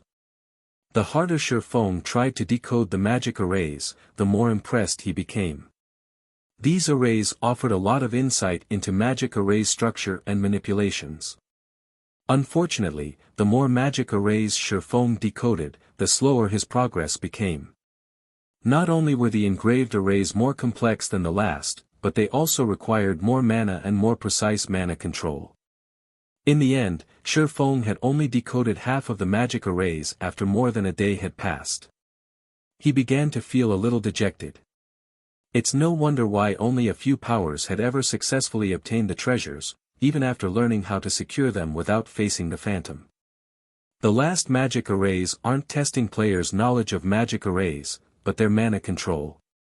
Shifeng gave the next magic array a bitter smile. It seems that I won't be able to claim the treasure chest after all. Guild leader, your mana control is too rough. Like combat techniques, mana operates within certain rules. It's easier to control if you work within those rules. Aqua Rose interrupted, watching Shifeng work while staying out of his way. Read latest chapters at Wuxia World. EU combat technique. Shifeng's eyes glowed as he suddenly realized something. That's right. He then gritted his teeth and retrieved the memory crystal that contained the Heavenly Blue Saint's mana technique. He had wanted to save it until he had unlocked his mana body's full potential. Wielding the technique would involve his mana body, after all, but a mana technique was, at its core, a way to use mana. Even if he couldn't execute Eliade's mana technique just yet, learning it should grant him a boost to his mana control. I can only try it. Shifeng then squeezed the memory crystal until it shattered, and a stream of purple gold light flowed into his head, forming a virtual space within his mind. Chapter 2490, Mana Technique Legacy. So, this is a mana technique legacy? Shifeng was shocked and a virtual space manifested within his mindscape. Within the virtual space, his body performed the 3 sword strikes Eliade had used against him in the legacy trial. It almost felt as if someone were controlling him, yet he could feel the flow of movement and mana inside him. He could also sense how his body and mana were controlled. This simulation was far more effective than watching someone else perform the technique. It's no wonder why so few people learned mana techniques in the past. This isn't something you can learn by watching someone else. Not only did one have to master the 4 major elements to use a mana technique, but they'd also have to master the 3 supreme elements. Even master magicians struggled to create magic arrays that manipulated all of the 4 major elements. One would have to familiarize themselves with each of the 4 mana types' movement patterns and create an array based on these patterns. The Heavenly Blue Saint's mana technique, however, was even more complex, requiring one to understand all 7 elements. Moreover, one would also need to guide all 7 through their mana body to execute the technique. Executing the mana technique, Holy Annihilation, was many times more difficult than performing the bronze combat technique, Lightning Flash. Executing Lightning Flash relied on physical movement, an action that players could become intimately familiar with. Physical control was natural, both in the real world and in the virtual world, but controlling mana and one's mana body was a different story. Both were foreign sensations. Becoming comfortable with one and gaining rudimentary control was already an incredible challenge. Trying to understand them completely and gaining precise control was even more difficult. Fortunately, this memory crystal has recorded some basic information on how to manipulate the 7 elements. Even if I knew how to execute Holy Annihilation, it'd be useless without these details. After watching himself complete Light Shadow and his breakdown analysis of the mana conduction, he breathed a sigh of relief. He didn't allow himself to relax, however. Rather, he started to focus on learning mana's basic patterns. The memory crystal's simulation wouldn't last long, usually only 3 to 4 hours, while some didn't even last that long. One would be dreaming if they thought they could study within the simulation for a full day. Players could only try to learn as much as possible during the limited duration. The memory crystal didn't care how successful a player was. Time passed quickly while Shifeng immersed himself in his own mindscape. 1 hour. 2 hours. From an outsider's point of view, Shifeng had sat by one of the ancient pillars to rest. He wasn't doing anything interesting. How much more time is Black Flame planning to waste, Commander? We've been in the Star Tomb for 4 days now. Are we really going to let him continue to waste our time, as well? Thunder Beast asked Hell Rush, glancing at Shifeng's motionless form by the pillar. At least they had been able to grind monsters when they had first arrived. Although they hadn't obtained any loot, the monsters had awarded an abundance of EXP. They had gained a bit more mana control during their fights on the 2nd floor. Fortunately, helping Shifeng hadn't been a complete waste. But now, they had spent over a day in this area already, just resting. Aside from killing the occasional group of earthen giants that had wandered too close to the demon god's temptation, they hadn't done a thing.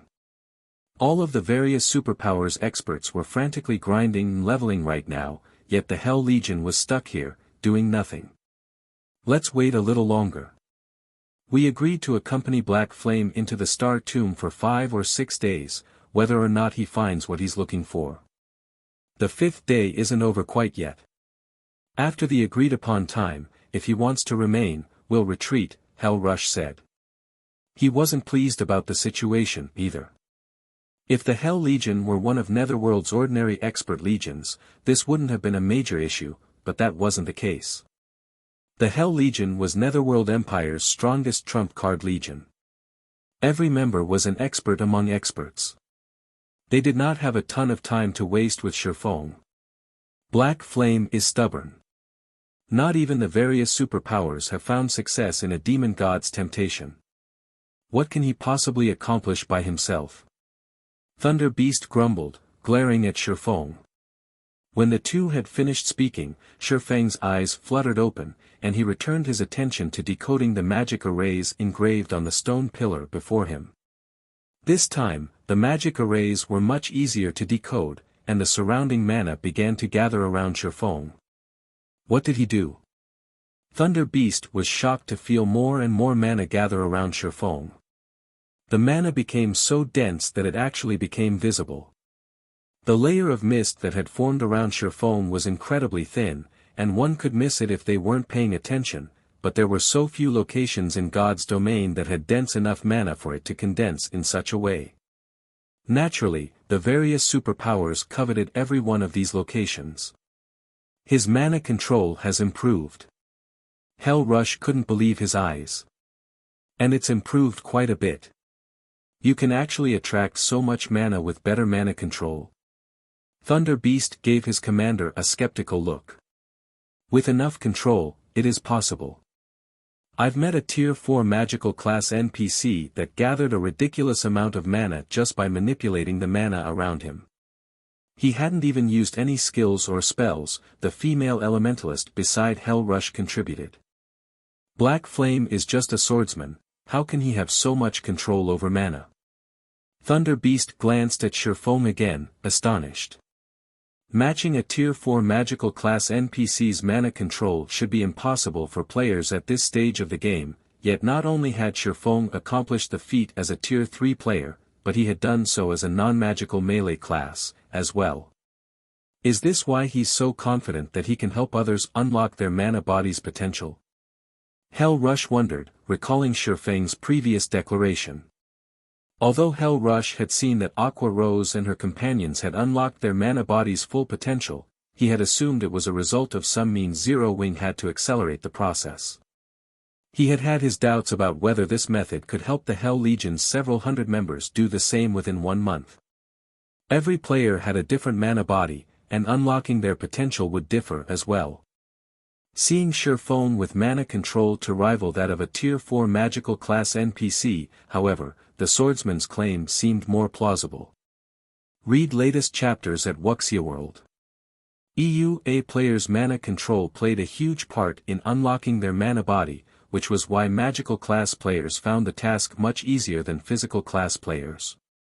And yet, even Zero Wing's members, especially Aqua Rose and the other magical class players, stared at Shifeng, dumbfounded.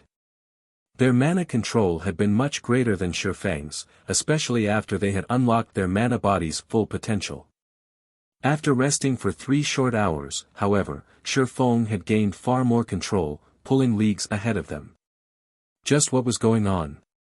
But before anyone could regain their senses, the glow from the magic arrays on the stone pillar began to fade. As it did, the faint layer of black fog around the temple began to dissipate, and the gloomy atmosphere vanished completely.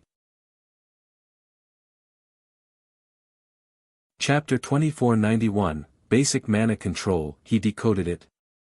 Something like this is actually breakable. As the black fog disappeared, silence fell over the group of players as they stared at Shifeng in astonishment. They were 100 times more shocked than when the mana density around Shifeng had increased due to his mana control.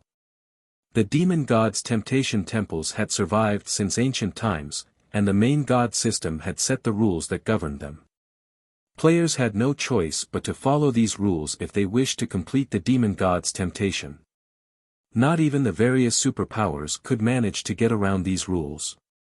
None of God's domain's players would even dream of breaking these rules, since they had already accepted the main god system's rules as an integral part of their lives. However, Shifeng hadn't just refused to follow these rules. He actually broke them. He had shaken their very understanding of God's domain. He succeeded. How is this possible? Thunder Beast stared at Shifeng in shock. He could hardly believe what was happening, yet with the results of Shifeng's efforts before him, he couldn't deny it. Is he really a player? Thunder Beast began to suspect that Shifeng wasn't actually another player, but an NPC in disguise. First, Shifeng had displayed mana control that rivaled tier 4 magical class NPCs. Then, he had successfully decoded the magic arrays that sealed the temple. Neither feat should be possible for current players. It's no wonder why Divine Tribe was willing to work with him, even without demanding some of the Starlight Fortress's shares and going as far as to station so many of its members in the fortress. Is this his true trump card? Hell Rush could not help his bitter smile as he watched the magic arrays around the temple lose power. Hell Rush had assumed Zero Wing had gotten extremely lucky to obtain a dragon and a fortress prison after capturing the Starlight fortress. These factors were the very reasons that the Hell Legion hadn't been able to cause trouble for the fortress. Still, he hadn't felt particularly threatened by Zero Wing's small group. The guild's foundations in the west were pathetically weak, even with 5 experts that had unlocked their mana body's full potential. A handful of players wasn't enough to influence a guild standing in the overall competition between God's Domain's many guilds, especially in the competition between the various superpowers. The various superpowers might not have the strength to take the Starlight Fortress now, but they could rely on another method, stealing the Fortress Lord's token. Although the Fortress Lord's token was heavily guarded, it couldn't be removed from the fortress. Normally, the ruling individual could only store the token in the Fortress Lord's mansion behind heavy security. All the various superpowers needed to do was send enough experts to siege the Starlight Fortress and its Fortress Lord's mansion. Not even a dragon could stop an army of hundreds of thousands or millions of experts. Furthermore, the various superpowers had tools they could use to pin the dragon down for a short time. Stealing the fortress from Zero Wing was entirely possible. It would be costly, but as long as the superpowers were willing to cooperate, they could accomplish the feat. Seeing the swordsman before him now, however, Hell Rush doubted that even the various superpowers' combined forces would be able to take the Starlight Fortress from this man. With Shifang's mana control and knowledge of magic arrays, no player could threaten his hold on the fortress at this stage of the game. God's Domain's automatic magic arrays and those under a player's control had different effects. The various superpowers had conducted their own secret experiments to test this concept. Unfortunately, controlling a city's defensive magic array was incredibly difficult. Not only did players need sufficient understanding of magic arrays, but they also needed sufficient mana control. This was why NPC cities were so difficult to capture.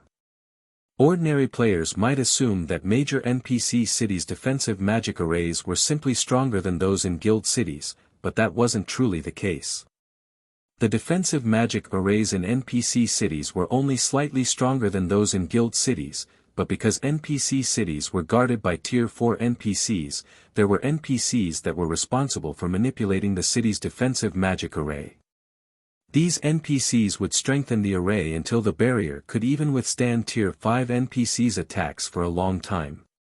If the Starlight Fortress had someone to control its defensive magic array, what chance did the various superpowers have to break through it?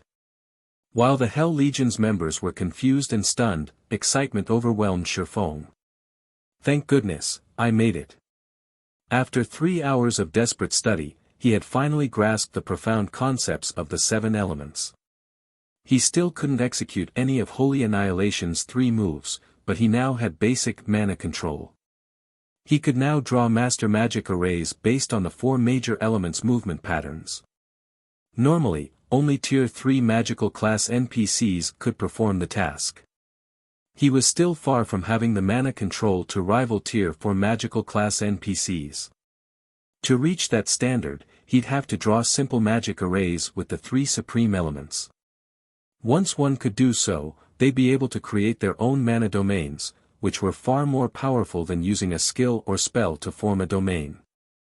Even so, Shifang was satisfied with his progress. Only a small number of the Tier 6 mage gods from his previous life had reached this standard at Tier 3. Most had only made so much progress after reaching Tier 4. Fortunately, he only needed to possess basic mana control to decode the magic arrays protecting the temple. As an additional bonus, he was now on the brink of becoming an intermediate master magician thanks to the Holy Annihilation legacy. Decoding these arrays proved far easier than it had been, and he completed the task in no time. His success also excited Aqua Rose and the other Zero Wing experts. Now that the magic arrays had been decoded, they had a chance of claiming the temple's inferior legendary treasure chest. If they could get their hands on that treasure chest, Zero Wing might gain another fragmented legendary item, which meant the guild could gain another apex expert. Before Aqua Rose and her companions could celebrate, however, a 7-meter-tall figure in pitch-black armor and wearing a horned helmet appeared within the temple. This figure also wielded a pitch-black axe, ready for battle. The moment the figure appeared, the temple began to radiate an intense amount of divine might. Even Hell Rush and his legion, who stood over 300 yards away from the temple, were overwhelmed by a sense of dread. Demon God, Atlok, God's Phantom, Mythic, level 120 HP. Everyone gasped when they saw Atlok's attributes. Level 120. Even Shifeng stared at Atlok with a grim expression. NPCs weren't like players. Every 5 levels, they received a massive strength boost. A level 120 NPC's combat power was in a completely different league than that of a level 110 NPC. Right now, Atlok was even stronger than the Silver Divine Dragon, Audiobook. "Are you really going in there, guild leader?" Aqua Rose asked worriedly. She had been confident of their chances of securing the inferior legendary treasure chest before she had seen Atlok, but after witnessing the demon god's phantom for herself, she realized how wrong she had been. She wouldn't last more than 5 seconds against the phantom. Even from so far away, the demon god's divine might reduce her combat power by at least 30%. She'd lose even more once she was within attack range. "I've already gone this far. I have to try," Shifeng said, gritting his teeth. The demon god's temptation appeared at random. One would have to be incredibly lucky to encounter one. If this demon god's temptation had only housed an epic treasure chest, he would have dismissed it without a thought, but he'd be wrought with regret if he gave up on an inferior legendary treasure chest without trying his best. Even after a decade in God's domain, fragmented legendary items had been extremely rare, and every one was a priceless treasure. Although Shifeng remembered a few clues that would lead to fragmented legendary items, whether or not he could claim them was another matter altogether. Since he had a high chance of securing a fragmented legendary item now, how could he walk away without putting up a fight? His opponent might be a level 120, tier 4 demon god, but he still had a chance of victory. He didn't actually have to fight the phantom. He just needed to buy enough time to take the treasure chest and get out. After giving his answer, Shifeng approached the temple. "What? He's really going in?" Thunder Beast gaped in shock. Words were no longer sufficient to describe the demon god's strength. Just having the courage to enter the temple was impressive, not to mention fighting Atlok. That demon god could likely even instant-kill tier 4 NPCs, let alone current tier 3 players. There was no way to buy time with such an opponent on one's heels. Read latest chapters at Wuxia World. Shifeng had decoded the temple's outer magic arrays, allowing players to enter and leave the temple freely and use magic tools, but the temple's inner magic array remained intact. The inner magic array ensured that only one player could enter the temple at a time. In other words, Shifeng would have to face the tier 4 demon god by himself. How much time could he possibly buy himself? "Puny adventurer, you are capable and brave. You've decoded the magic array I had set up outside, and you even dare to enter my temple after seeing my phantom," Atlok addressed Shifeng, a hint of recognition lacing his tone. However, his words also contained a trace of anger. "But, this ends now. Since you have dared to break my trial, I will eliminate you from this world." After saying so, the intensity of Atlok's divine might skyrocketed, and it felt as if a 1-ton weight had been dropped on Shifeng's shoulders. Even walking became a challenge. Sure enough, taking on a tier 4 god's phantom won't be easy. Shifeng flashed Atlok a bitter smile as the phantom's divine might swept over him. "I can only try my luck." Following which, Shifeng pulled a summon guard scroll from his bag and called Anna to his side. Chapter 2492, Apex Battle. Now that the temple's outer magic array had been disabled, players could summon personal guards inside the temple. As Shifeng activated the summon guard scroll, a summoning array appeared before him, and as it completed, a blonde woman in luxurious crimson robes emerged. The moment this woman appeared, the mana, which had frozen due to Atlok's incredible divine might, began to relax and move. Shifeng also felt some of the pressure on him subside, making it far easier to move. What a high-leveled personal guard! Thunder Beast exclaimed when he saw Anna. Anna had already reached level 119, while the strongest personal guard in Netherworld Empire had only reached level 115. Anna was undoubtedly the highest-leveled personal guard Thunder Beast had ever seen. Although the gap only consisted of 4 levels, the amount of EXP those 4 levels required was astronomical. What is he trying to do? Is he planning on throwing away his personal guard's life as well as his own? When Hell Rush saw Shifeng summon Anna, he was sure the swordsman had gone mad. Anna's level was high, but Atlok was level 120. There was a considerable difference between a level 119 NPC and a level 120 NPC. Most importantly, Anna was only tier 3, whereas Atlok was tier 4. Factoring in the difference between their life ratings, Anna didn't even have a chance of serving as a distraction to buy time. The demon god would kill her instantly. Shifeng was simply insane for summoning his personal guard here. Before Hell Rush and his companions could say more, however, Anna began to chant an incantation. A gigantic, threefold magic array then appeared on the temple's ceiling, illuminating the dusky temple and surrounding area with its dazzling, golden glow. After a moment, a woman in silvery white armor with 3 pairs of pure white feathery wings slowly descended from the golden magic array. How is that possible? A tier 4 higher Valkyrie. Every member of the Hell Legion stared at the Valkyrie with wide, shocked eyes. Players on the Western continent were quite familiar with the concept of Valkyries. The continent's major NPC cities generally summoned these beings when they fought powerful demonic creature armies. Valkyries were considered major NPC cities' trump cards. Higher Valkyries, on the other hand, had the life rating to rival dragons. They were nigh-invincible among those of the same tier. A dark dragon had once assaulted a border city in the west, and the War God's Temple's branch temple master had stepped up and summoned a higher Valkyrie to save his city. Facing both the branch temple master and his higher Valkyrie, the dark dragon had been forced to retreat. And now, Shifeng revealed that he, too, could summon a higher Valkyrie.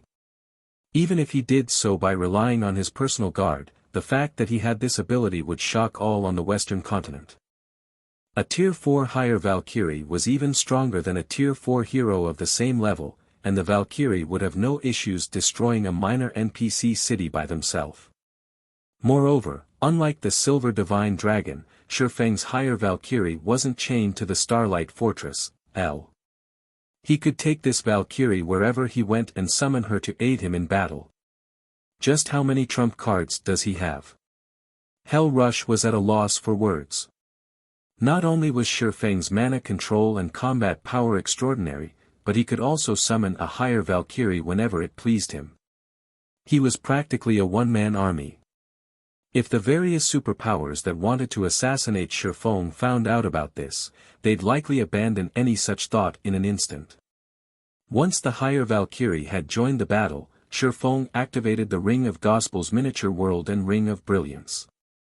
The projected world extended its power to suppress the demon god while Ring of Brilliance boosted the higher Valkyrie's attributes. A higher Valkyrie and world projection. A hint of interest flashed in Atlok's gaze when he saw his new opponent. It seems you are quite capable, adventurer. Unfortunately, all your efforts are useless against my phantom doppelganger. Suddenly, Miniature World's power stopped 100 yards away from the demon god. Not even Miniature World's projection can suppress him. Shifeng was astonished to see Miniature World prove ineffective against Atlok. As expected of a god's phantom, this won't be easy. He had known that a god's phantom wasn't an ordinary NPC. His only hope in activating Miniature World was that it would barely suppress Atlok. However, Miniature World's power couldn't even reach the demon god, much less suppress it. Fortunately, Shi Feng had prepared for this, and he immediately activated the hero's tome. A pillar of light then rose within the temple, and a man in white clothing and wielding a golden sword stepped out of the light. Arslet, Hero, Tier 4, Sword Saint, Level 131 HP 112-000/112-000-000. This was the main reason Shi Feng had dared to challenge a demon god's phantom. A Tier 4 hero's life rating couldn't compare to that of a demon god's phantom, but with Arslet's higher level, he could be able to mitigate much of Atlok's advantage. Meanwhile, Arslet's arrival had rendered the Hell Legion speechless. First, Shi Feng had called forth a Tier 4 higher Valkyrie, and now, a Tier 4 hero. He was practically out to decimate both heaven and earth. Go! Once Arslet had joined the battle, Shi Feng didn't hesitate to give the command to attack. The higher Valkyrie and Arslet attacked the demon god simultaneously, moving so fast that not even Tier 3 experts could keep up. Only Fire Dance and the others, who had fully unlocked mana bodies, barely caught sight of the two Tier 4 beings as they moved. While the two NPCs began their assault, Shi Feng activated Heavenly Dragon's power and charged toward the inferior legendary treasure chest in the core of the temple. Normally, the combination of a Tier 4 higher Valkyrie and a Tier 4 hero would be a disaster wherever they went, but against the Tier 4 demon god's phantom, they were nothing. Short of enlisting the help of a divine dragon of the same level, stopping an ancient god's phantom would be utterly impossible. Shi Feng only hoped that the two summoned NPCs could buy him as much time as possible. He didn't need a lot, 20 or 30 seconds would be enough. Treasure chests within demon gods' temptations were never locked, and inferior legendary treasure chests were no exception. Players would be able to open any treasure chest they found in a demon god's temptation, although activating the chest would still require 20 seconds. During his previous life, the first independent player to successfully loot a demon god's temptation had only succeeded because he had possessed an ancient magic crystal and the Tier 5 defensive spell it had contained. Although the ancient magic crystal had been a single-use item, the spell within had allowed the independent player to survive the 20-second activation time and retreat from the temple with the prize. If not for that Tier 5 defensive spell, the independent player would never have survived to claim the treasure, even after decoding the temple's outer magic array. Unfortunately, Shi Feng didn't have a Tier 5 defensive magic scroll or any tool that could protect him from a Tier 5 being's attacks. He could only rely on the higher Valkyrie and Arslet to distract the demon god's phantom long enough for him to escape. As Shi Feng slid up to the inferior legendary treasure chest, two explosions rang out behind him. Two figures had been thrown into one of the temple's walls, the higher Valkyrie and Arslet. Both bore visible wounds. Obviously, the demon god's attack had repelled them, and they had each lost a significant chunk of their HPs. The difference between the two sides' combat power was clear. This was more of a one-sided slaughter than a battle. Every player outside of the temple gaped in shock after witnessing that first strike. The two NPCs could decimate a minor NPC city on their own, yet the demon god had sent both powerhouses flying with a single attack. None of them could imagine what kind of power a player would need to clear this trial. Shi Feng had already found a cheat-like loophole to tackle the demon god's temptation, allowing him to use magic tools in the battle, and yet he was still at such a despairing disadvantage. If one tackled this challenge normally, not even a Tier 5 player would survive, much less a Tier 4 player. Moreover, that was assuming the demon god's phantom would still be Tier 4. Fortunately, neither summoned being was a player. They had incredibly high HPs. Even for the demon god, killing them should take at least 20 seconds. Foolish human! You dare to steal my treasure? I will obliterate you! Atlok bellowed when he noticed Shi Feng activating the inferior legendary treasure chest. A ball of silver fire then appeared in Atlok's free hand, and it grew as the seconds ticked by. After just 2 seconds, the fireball had grown to the size of a 2-story building. Once Atlok was satisfied with the size of his fireball, he hurled it at Shi Feng. Shifeng felt the threat of death as the silver flames approached, and he immediately instructed the higher Valkyrie and Arslet to use their strongest moves to defend him. The higher Valkyrie responded by throwing her Spear of Thunder at the demon god, while Arslet executed a Tier 4 taboo skill, Dimensional Flurry. Boom! The temple shook violently when the attacks landed, and the silver fireball dissipated, saving Shifeng from certain death. Despicable ant, do you think your little tricks are enough to stop me? Atlok's rage grew after the higher Valkyrie and Arslet countered his fireball, and he raised his axe, swinging it at both summoned beings. Space before the demon god's phantom shattered, forming multiple spatial tiers that reached for Shifeng's summoned guards. A mana technique? The attack felt unsettlingly familiar to Shifeng. It was so similar to Eliade's third sword, Holy Annihilation. However, a Tier 4 god's phantom had used this move, not a Tier 3, Heavenly Blue Saint. Neither the higher Valkyrie nor Arslet could counter this attack, and it sent both flying into the temple's walls once more. This time, the temple's solid walls began to crack. Both summoned beings were now heavily injured. Read latest chapters at Wuxia World. EU, foolish thief. Now it's your turn. Atlok roared, sneering as he turned toward Shifeng. Atlok then swung his axe at the swordsman, who stood over 50 yards away. Space before Shifeng started to break, and spatial tears flew toward Shifeng like a torrent of water. Realizing that the higher Valkyrie and Arslet couldn't come to his rescue this time, Shifeng gritted his teeth and activated the 7 Luminaries' Ring's absolute domain. Block it. Chapter 2493, Holding Back a Demon God, It's Over. Isn't this demon god's phantom a little too strong? Everyone gaped as they watched Atlok's attack fly toward Shifeng. That attack was as powerful as a large-scale destruction spell, and it didn't even have a channeling time. It was also the same move Atlok had used to injure the higher Valkyrie and the Tier 4 hero. If not even those two could endure the attack, what chance did a Tier 3 player like Shifeng have of surviving it? Not even a powerful invulnerability skill could save the swordsman now. There was no such thing as a true invulnerability skill in God's domain. The game's so-called invulnerability skills and spells were merely defensive skills and spells that could block an opponent's attack and absorb the damage. However, if the opponent's attack were more powerful than the defensive skill or spell's damage tolerance, players would receive some of the damage. Based on Atlok's displays of power thus far, he definitely had Tier 5 strength. He might even be powerful enough to rival Tier 5 dragons. Not even an NPC's defensive magic array could handle that kind of power. At most, players' current invulnerability skills and spells could block Tier 4 attacks, they'd be utterly useless against Tier 5 attacks.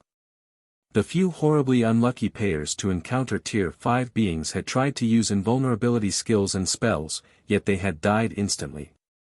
The shattered space within the temple rapidly reached toward Shifeng, covering a large enough area that it was impossible to evade.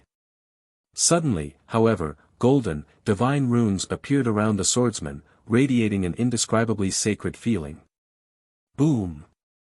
An intense explosion shook the temple, and the impact's shockwave even reached the Hell Legion. Atlok certainly had the power to decimate heaven and earth. Sure enough, this trial is a trap. There's no way players can clear it. Every member of the Hell Legion shook their head and sighed as clouds of dust obscured the temple.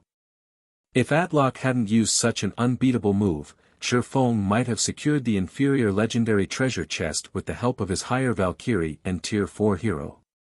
Unfortunately, the demon god's phantom was too powerful. Current players had no hope against it. Seeing this, Zero Wing's members wore grim expressions. Shifeng and Zero Wing could recover if he suffered a normal death, but if he died in this temple, he'd have to remake his account. Wait! I see a golden light within the temple. Just as everyone assumed the fight was over, someone noticed a faint, golden glow radiating from within the dusky temple. He blocked it. Hell Rush stared at the settling dust clouds and quickly spotted Shifeng, still standing before the inferior legendary treasure chest. The swordsman was battered and had lost more than half of his HP, but the demon god's attack hadn't slain him. Is he even human? When the other Hell Legions saw this, they were beyond astonished. A Tier 5 dragon could destroy an entire city in one hit, but even after taking an attack of that caliber, Shifeng had survived, only losing a little over half of his HP. His defenses were heaven-defying. You're quite lucky, puny adventurer. You managed to break through at the last moment and strengthen the magic array in that despicable ring of yours, Atlok said, glaring at Shifeng. The mana within the temple then turned frosty. However, your luck ends here. That ring can only save you once. Do you think you can block my next attack? Atlok gripped his axe in both hands and raised it above his head. He closed his eyes and began to gather the ambient mana to his weapon. The gathered mana grew so dense that it soon took on physical form. Black hole. With the axe as its core, a miniature black hole formed above Atlok, swallowing everything nearby. Its incredible gravitational pull twisted space around it, sparing nothing. He still hadn't used his full strength. Shifeng could only watch the demon god's phantom with a bitter smile. As Atlok had said, Shifeng had broken through to the intermediate master magician standard at the last moment and manipulated the 7 luminaries ring's magic array. Even so, absolute domain hadn't been strong enough to block all of Atlok's attack. Worse yet, he couldn't use absolute domain again for another several minutes. Even if he could use the skill right now, it wouldn't be able to stop Atlok's miniature black hole. Run while the demon god is charging his attack, guild leader. If you let it hit you, everything we've worked for will be over. We'll have plenty of chances to acquire fragmented legendary items in the future. Aqua Rose shouted in the team chat. The demon god's prior attack had already been terrifying, yet the move Atlok was preparing to use had already increased the temperature within a 600-yard radius to a scorching high. This attack was far more powerful than the previous one. If it hit Shifeng, not even ashes would remain. There's 6 seconds left. Hearing Aqua Rose's urgent advice, Shifeng glanced at the loading bar hovering over the treasure chest. What he saw left him speechless. Atlok, Arslet, and the higher Valkyrie had already exchanged over a dozen moves, and Shifeng had deliberately remained motionless after the demon god's last attack had struck, trying to buy even more time. And yet, only 14 seconds had passed. Shifeng realized that he could no longer rely on the higher Valkyrie and Tier 4 hero, since both had lost a significant portion of their combat power. Escape? Do you honestly think I'll let you? Atlok realized what was going through Shifeng's mind when he saw the swordsman's expression. Sneering, he continued, since you've dared to plunder my treasure chest without passing my trial, only one outcome awaits you. The space around the miniature black hole froze, and Shifeng could hardly move, let alone use teleportation magic. Thief, begone from God's domain. Atlok's eyes began to glow with a strange, crimson light, and he swung his axe in a downward arch, pushing the miniature black hole toward Shifeng. The demon god's weapon crumbled and merged with the black hole in the process. As the black hole pulled away from Atlok, the gravitational pull within the temple increased by several fold, and the miniature black hole left only a void in its path. Don't you dare think I'm that easy to kill. Shifeng realized that escape was no longer possible as he watched the miniature black hole approach. He decided to go for broke, pulling the Crimson Dragon flying ship from his bag and using a Tier 4 defensive magic scroll to bolster the ship's defenses. The Crimson Dragon flying ship had upper-rank Tier 3 defensive capabilities, which was only slightly weaker than a major NPC city's walls. Normally, only Tier 4 existences could damage the flying ship. The Crimson Dragon flying ship's colossal hull manifested between Shifeng and the incoming black hole. Once it grew to full size, a magic barrier appeared around the ship. Block it. The miniature black hole that slammed into the Crimson Dragon flying ship. As the attack made contact, the Tier 4 magic barrier around the flying ship disappeared, melting like a candle in a firestorm. Fortunately, the Crimson Dragon flying ship had fared better than that, although it rapidly disintegrated, losing durability by the hundreds. After 3 short seconds, the flying ship's durability had fallen from 5,000 to less than 2,000. Although the flying ship continued to lose durability, the loss slowed. It was clear that the miniature black hole had lost a considerable amount of power. You must block it. Shi Feng's anxiety spiked as he watched the Crimson Dragon flying ship's durability fall to 500. If not even the flying ship could block the miniature black hole, it would kill him instantly with how little HP he had remaining. 500. 300. 100.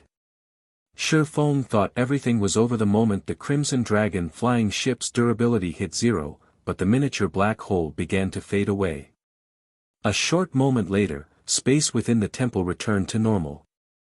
By the time the black hole had disappeared, the inferior legendary treasure chest's activation had ended.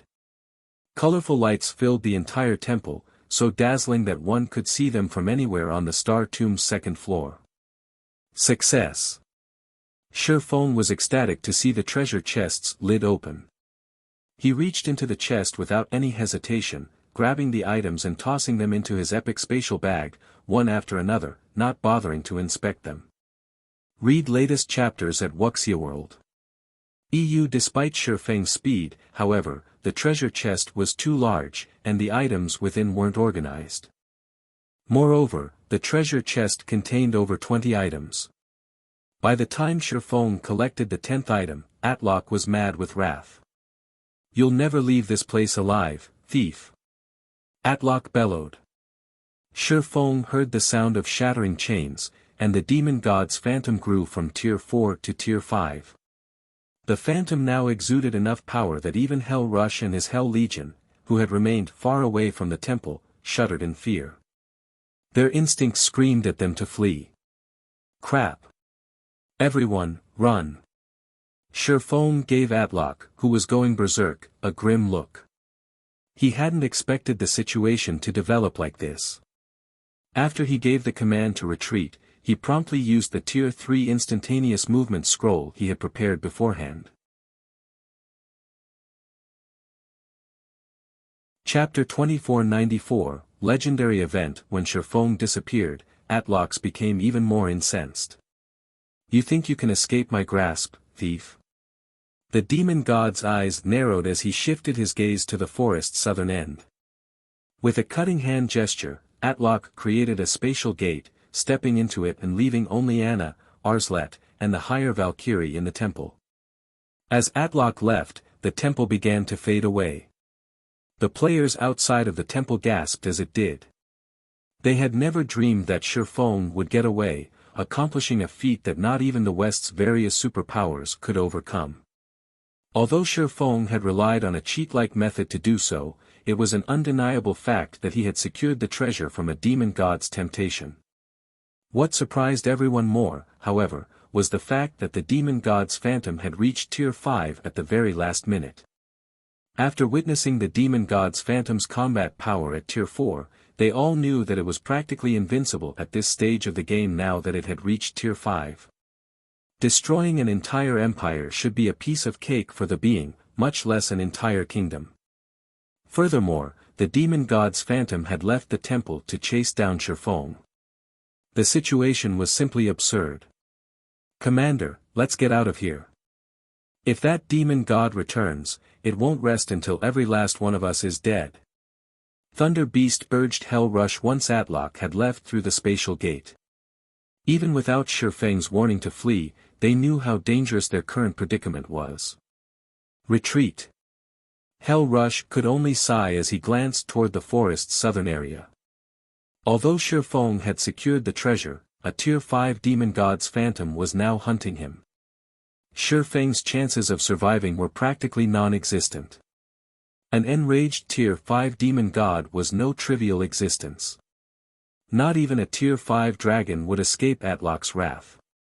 While the Hell Legion and Zero Wings experts pulled back to the passage leading to the Star Tomb's first floor, Shifeng, who had fled by using a Tier 3 instantaneous movement scroll, activated disintegration power, forcing himself to Tier 4. He then activated Gale Domain and flew toward the Star Tomb's exit with as much haste as possible, no slower than a flying mount. Before Shifeng had made it 2,000 yards, however, a spatial gate opened in his path, and Atlok emerged. He teleported here directly. The sight of the demon god's phantom left Shifeng speechless. He hadn't expected Atlok to be this vicious. Based on what Shifeng remembered from his past, the demon god's phantom guarding the temple shouldn't chase after a player once they left the temple with the treasure, yet not only had Atlok continued the chase, but the demon god's phantom had teleported to him, as well. I will eliminate every trace of your soul from this world, thief. The moment Atlok spotted his prey, he began to chant an incantation. The sky above Shifeng shattered, and an endless torrent of fire descended, covering a 4,000-yard radius. Tier 5 Curse, Extinction Flames. Normally, Tier 5 Divine Mages needed over a dozen seconds to cast this spell, yet Atlok cast it instantaneously. To make matters worse, players couldn't even use Tier 3 instantaneous movement scrolls within Extinction Flames AoE. Noticing the inferno from a distance, the Hell Legion and Zero Wings members were astonished. Even from so far, they could see flames engulf the area above the entire southern forest, threatening to devour the wooded area. How could anybody escape such a terrifying attack? Suddenly a spatial tear opened before the team, and a figure jumped through it. The figure was none other than Shifeng, who looked incredibly miserable. His HP was already in the red. Guild Leader Black Flame. You actually managed to escape. Hell Rush was surprised to see the swordsman. The rest of the team could only stare at Shifeng in shock. The demon god had clearly used a Tier 5 curse against Shifeng, yet he had escaped with his life. It was unbelievable. Everyone, get ready. The demon god's phantom hasn't noticed me yet. I'll open a spatial gate that teleports us to the first floor. As soon as it opens, go through it. Shifeng shouted his command when his teammates only stared at him. The only way to flee from a Tier 5 curse like Extinction Flames was to teleport out of range with a Tier 4 instantaneous movement scroll. Although Shifeng didn't have one on hand, he had the 7 Luminaries Ring, an extraordinary life-saving tool. With the 7 Luminaries Ring space movement, he could teleport to any location within a 600,000-yard radius, but when he had jumped into the spatial tear the skill created, the curse's flames had followed, scorching him and nearly taking his life.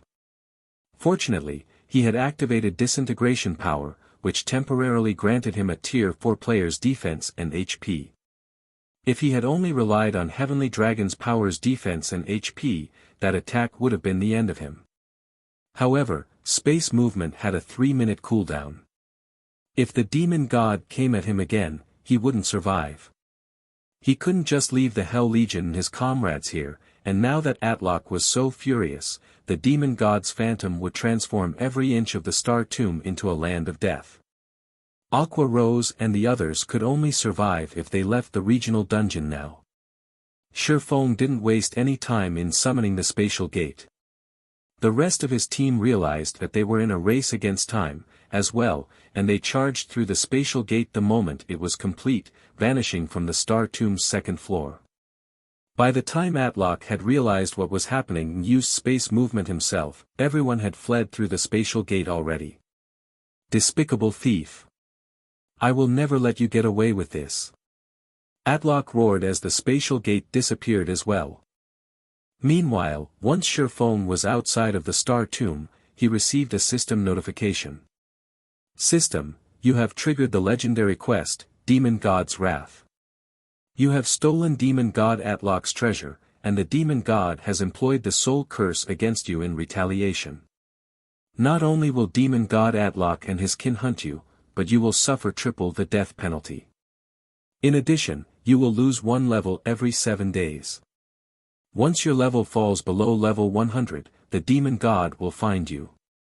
Quest content: kill demon god Atlok's phantom doppelganger. No time limit. Quest reward unknown. As Shifeng received the system notification, everyone else heard the sound of a system announcement. Star Valley Region System Announcement: a player has triggered Star Valley's legendary event, Demon God's Wrath. A Demon God's Shrine will activate in Star Valley in one day. Players will have the opportunity to receive the Demon God's legacy at that time. The system announcement repeated 3 times, and all players within Star Valley heard it clearly. For a time, an uproar shook Star Valley to its very core. Chapter 2494, Legendary Event. When Shifeng disappeared, Atlok became even more incensed. You think you can escape my grasp, thief?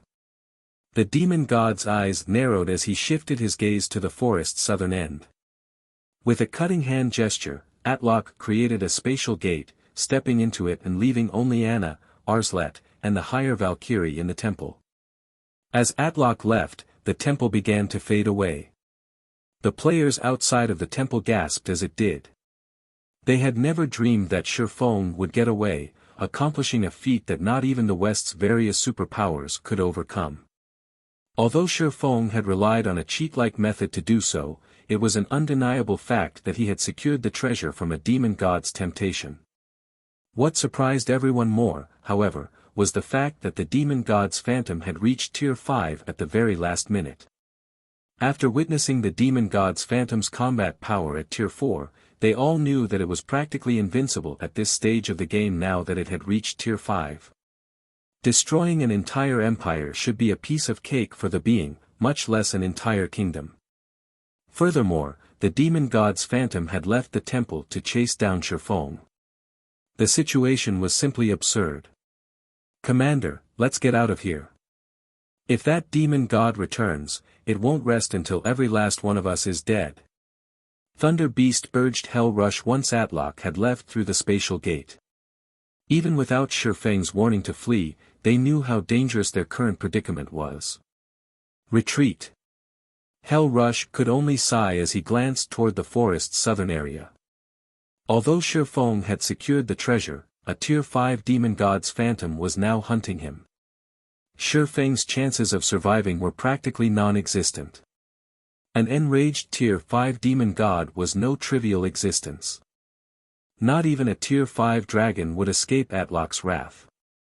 While the Hell Legion and Zero Wings experts pulled back to the passage leading to the Star Tomb's first floor, Shifeng, who had fled by using a Tier 3 instantaneous movement scroll, activated disintegration power, forcing himself to Tier 4.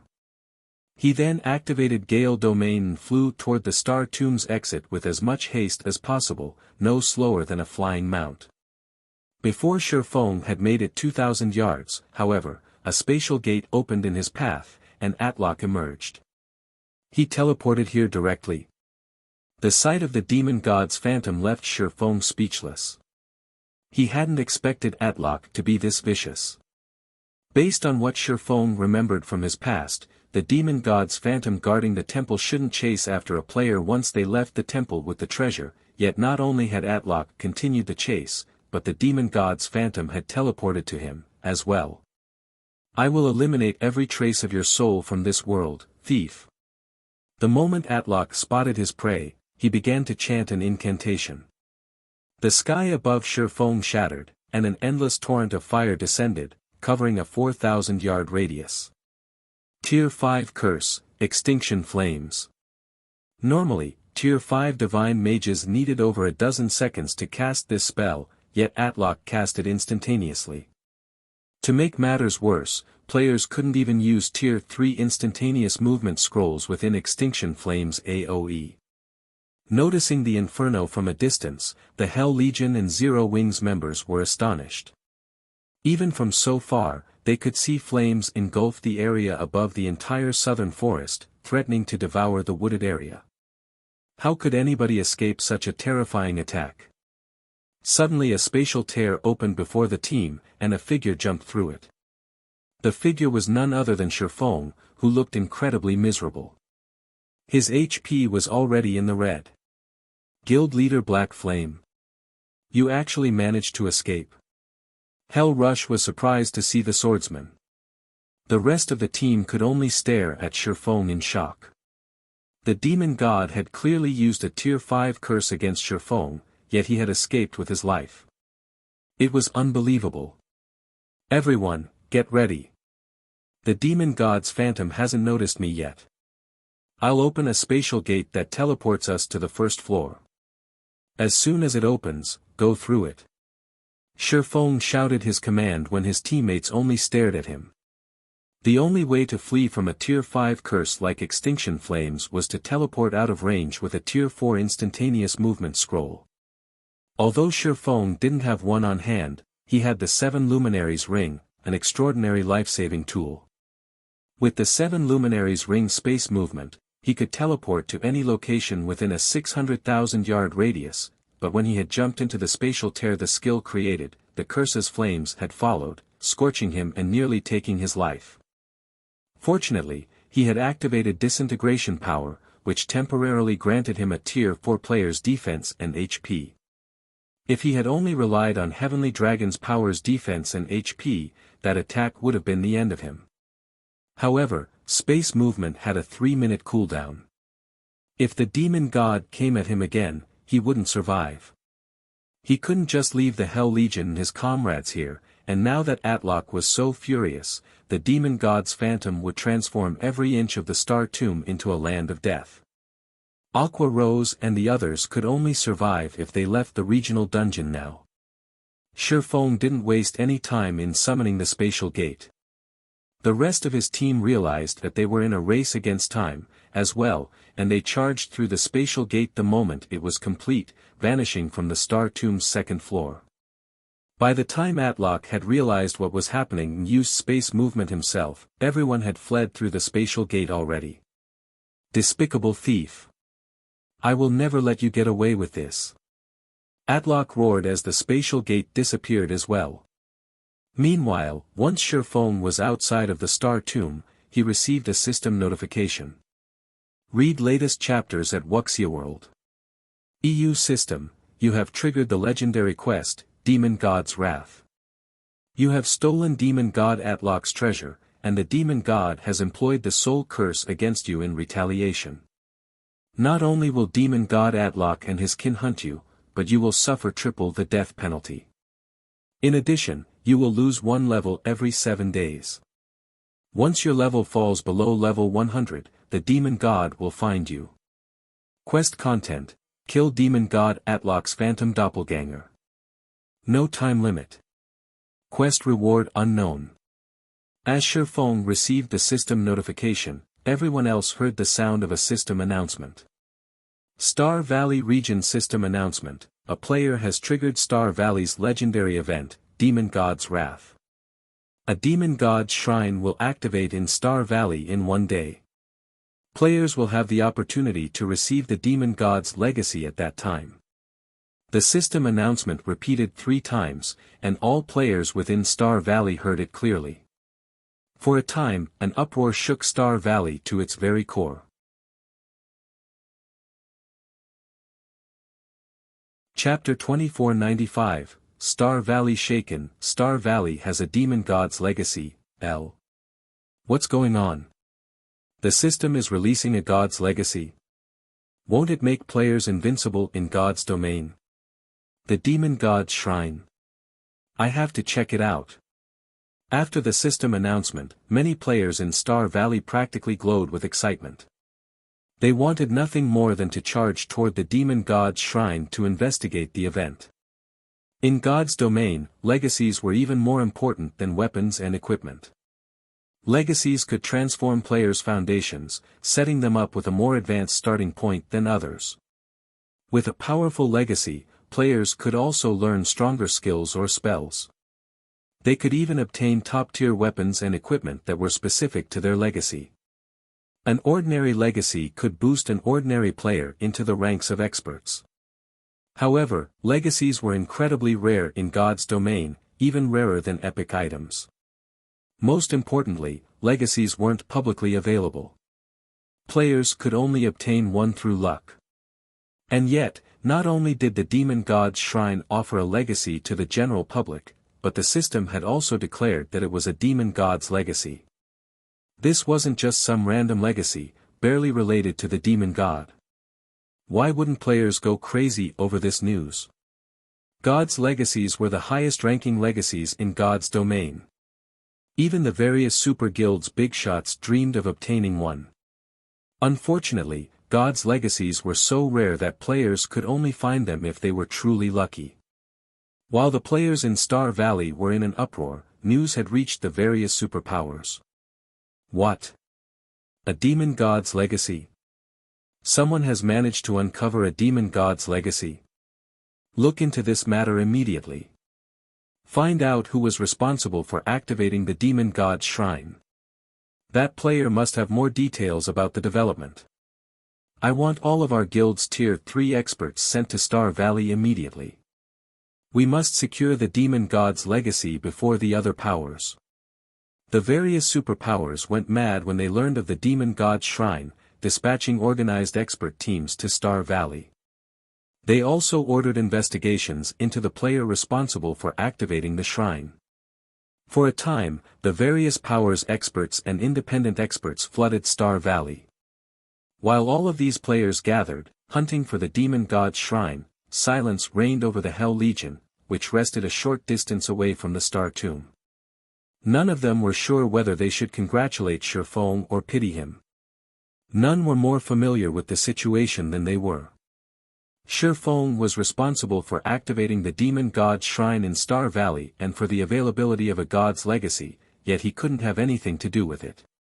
This legendary event was the main god system's way of ridiculing the swordsman. The situation also changed what they understood about God's domain. Shifeng had already turned their understanding of the game upside down, yet this legendary event had gone beyond that. Despite contributing the most to this legendary event's activation, Shifeng had the lowest chance of obtaining the event's reward. It almost seemed like the demon god, Atlok, were deliberately spiting Shifeng for his wit. Although Shifeng had acquired the inferior legendary treasure chest's contents, he had no chance of obtaining this god's legacy. Atlok was acting as vindictive as any human. Hell Legion's members even wondered if the demon god was human, with human emotions, rather than a computer program. That was a god's legacy they were talking about. Such a legacy was many times more precious than a fragmented legendary item. The two weren't even in the same realm in terms of their value. Is it really necessary to go so far over an inferior legendary treasure chest? Shifeng gave the system notification a bitter smile. Normally, the demon god's temptation should have ended the moment he escaped the temple. That was the outcome every player that had plundered a demon god's temptation had met with during his past life, but for some reason, his situation turned out to be wildly different. Not only had the demon god continued to chase him after he had left the temple, but Atlok had even posted a bounty on his head. He had even offered a god's legacy as the bounty's reward. This was just absurd. It's just a god's legacy, guild leader. It's not worth our time. Kola said, clicking his tongue as he read the system announcement. Right.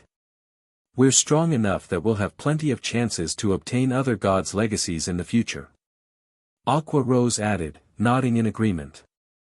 Although Kola and Aqua Rose tried to reassure their guild leader, the Hell Legion's members realized that they were simply putting up a strong front. They were talking about a god's legacy, after all. Only the most fortunate players had a chance to obtain one. Moreover, based on how this event had been triggered when Shifeng slipped through Atlok's grasp, the requirements to obtain the legacy likely involved targeting Shifeng. NPCs often hunted down God's domain's players, but since the gods couldn't appear on the continent right now, Atlok was forced to post a bounty. Guild leader Black Flame, you don't need to be concerned about this. The demon god might be using a god's legacy as bait, but obtaining it will likely be a major challenge. This might even be another of the demon god's traps. At least you managed to get your hands on the treasures in that chest, Hell Rush said, trying to console Shifeng. Thank you for your concern, Commander Rush, but I don't really mind the situation, Shifeng said, smiling at Hell Rush when he saw the man's pity. He didn't actually care that Atlock had placed a bounty on his head. He was far more concerned about the triple death penalty and weekly level reduction, but as long as he took extra care and maintained his leveling speed, the penalties shouldn't pose a problem.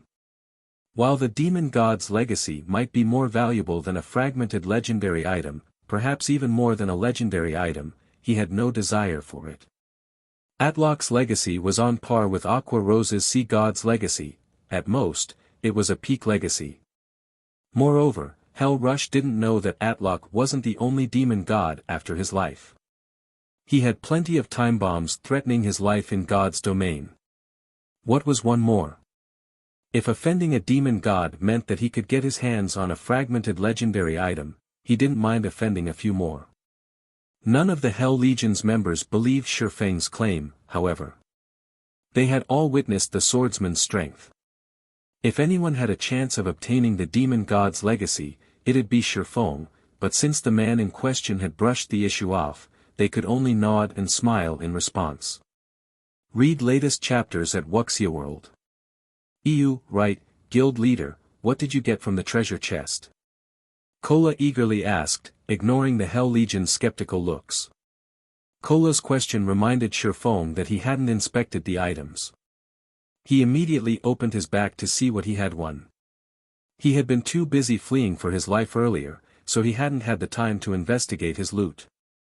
Once he had escaped the Star Tomb, his personal system notification and the regional announcement had demanded his attention. As Shifeng inspected the items, he was stunned.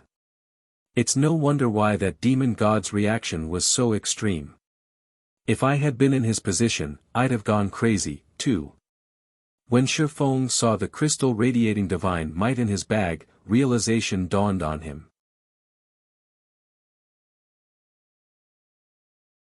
Chapter 2496, Inferior Legendary Treasure Chests Treasures, What's Wrong, Guild Leader? Aqua Rose asked, curious when she saw Shifeng's odd expression.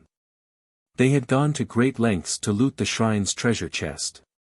If the items weren't valuable, they'd have suffered a great loss. It's nothing.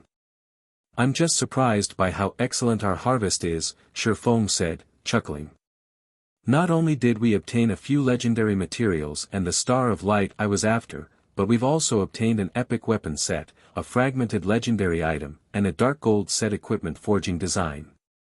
Shifeng then shared the information on the several weapons, equipment, and design he had obtained in the team chat. He had no intention of the items. Absolute Shadow, Dagger, Main Hand, Epic Rank, Level 100, Level 150 Equipment Requirement, Strength 2-3 Attributes adjust according to user's level. Attack Power plus 6,325, Level 100, Strength plus 422, Agility plus 376, Endurance plus 350 Attack Speed plus 18 Attacks carry the power of shadows. During attacks, reduce target's defense by 30%, 35% chance to cause 270% damage, 10% chance to trigger Shadow Raid, increasing user's attack speed by 40% for 3 seconds. When equipped, main attribute increased by 10%, secondary attributes increased by 8%, reaction speed increased by 10%, all of weapon skills effects increased by 10%, completion rate with all weapon skills increased by 2%, ignore levels plus 10. Additional passive skill, Shadow Strike, every attack accumulates 1 point of shadow energy, independent from sub-absolute shadow. When 12 points of shadow energy have been accumulated, all shadow energy will automatically release, increasing user's strength by 100%. Set effect when both main and sub-absolute shadow are equipped, main attribute increased by an additional 15%, secondary attributes increased by an additional 10%, physique increased by an additional 15%, gain the finishing skill, Dark Dance. Dark Dance, when activated, user enters stealth and attack speed increases by 20%, and movement speed increases by 30%. User leaves stealth if attacked or attacking. Duration, 15 seconds cooldown, 10 minutes, absolute shadow, dagger, subhand, epic rank, level 100, level 150 equipment requirement, strength 2100 attributes adjust according to user's level. Attack power plus 5725, level 100, strength plus 385, agility plus 355, endurance plus 324 attack speed plus 16 attacks carry the power of shadows. During attacks, armor penetration increased by 20%, 25% chance to cause 300% damage, 15% chance to trigger phantom strike, creating an impact equivalent to 120% of user's strength to a 3 by 15 yard area. When equipped, main attribute increased by 10%, secondary attributes increased by 7%, reaction speed increased by 10%, all of weapon skills effects increased by 10%, completion rate with all weapon skills increased by 2%, ignore levels plus 10. Additional passive skill, Frenzied Shadow, every attack accumulates 1 point of shadow energy, independent from main absolute shadow. When 30 points of shadow energy have been accumulated, all shadow energy will automatically release, increasing user's attack speed by 30% for 3 seconds. Magic Light Pendant, Necklace, Fragmented Legendary Rank, Equipment Requirement, Intelligence 2000, Vitality 2100 attributes adjust according to user's level. When equipped, all attributes increased by 35%, obtain Magic Light Body, increasing physique and mana affinity by 30%. Additional passive skill 1, Mana Draw, draws mana from the environment to recover user's mana. User regenerates 1% of their maximum mana every 5 seconds. Additional passive skill 2, Mana Heart, all spell effects increased by 30%. All casting time reduced by 25%. All spell completion rates increased by 5%. Additional active skill, Mana Recharge, forcefully elevates all spell effects by 1 tier, to a maximum of tier 5, for 12 seconds. Cooldown, 3 hours, Dark Demon Set Forging Design, Dark Gold Rank, Set Level, Level 110, Level 125 6-piece set, Dark Demon Gauntlets, Dark Demon Breastplate, Dark Demon Helmet, Dark Demon Leg Guards, Dark Demon Boots, Dark Demon Bracers. Class Restriction, Plate Armor Classes. Set Effect, 4-piece effect, increases main attribute by 10% and all skill completion rates by 3%. 6-piece effect, increases physique by 20%. Upgrades physical armor to magic armor. When they saw the several items details, both Zero Wings members and the Hell Legion were stupefied. Aren't this inferior legendary treasure chests items a little too awesome? They're more than awesome. If an assassin equipped those daggers, they could reach for the heavens. Not only would their attack power be off the charts, but they could kill other players undetected. Those daggers are impressive, but they're garbage compared to the necklace for magical classes. I bet I could even challenge my tier 4 promotion quest as soon as I meet the level requirement with that necklace. That dark gold set equipment is just as incredible. The 6-piece set effect actually converts the set's defensive rank into magic armor. Opponents would have a hard time dealing damage to a player in that set. If an entire team could wear the Dark Demon set, they'd become an unstoppable army. Every member of the Hell Legion drooled when they saw the items. They had never dreamed that Zero Wing would gain such astounding items. Not only had Shifeng secured a fragmented legendary item, but he had also obtained a top-tier epic weapon set and dark gold set equipment forging design. These items were likely as valuable as the demon god's legacy. Hell Rush was particularly jealous, especially when he saw the dark demon set. It was godly equipment for plate armor classes. For a moment, he even forgot about the demon god's legacy. Magic armor was closest to rivaling divine armor. Not only did it reduce the damage from non-piercing attacks of the same tier by 30%, but it also reduced magic damage by a significant margin. It even doubled the damage reduction from attacks of a lower tier. To put it simply, every plate armor class dreamed of obtaining such equipment. If he could arm the Hell Legion's plate armor members with dark demon sets, they'd become an unstoppable force on the battlefield. Although the demon god's legacy was amazing, it wouldn't be as visibly effective at this stage of the game. Its effects would only become more apparent once players had reached higher levels and tiers. The Dark Demon set, on the other hand, could offer immediate results the moment players equipped it. After seeing these items, Hell Rush was certain that Shifeng hadn't suffered from this transaction. Shifeng might have lost an opportunity to gain a legacy, but with these items, he could boost the strength of Zero Wing's main force. They'd be particularly helpful when Zero Wing raided super large-scale team dungeons. You're too impulsive, guild leader. You shouldn't have shared that information. Now, it won't be long before the various superpowers find out about those items. Some of them will try to take them from us, especially aiming for that magic light pendant. I'm afraid that the various superpowers' magical class experts will do everything in their power to get their hands on it, Aqua Rose scolded. She had felt a little exasperated when Shifeng had shared the weapons and equipment's details with the Hell Legion's members.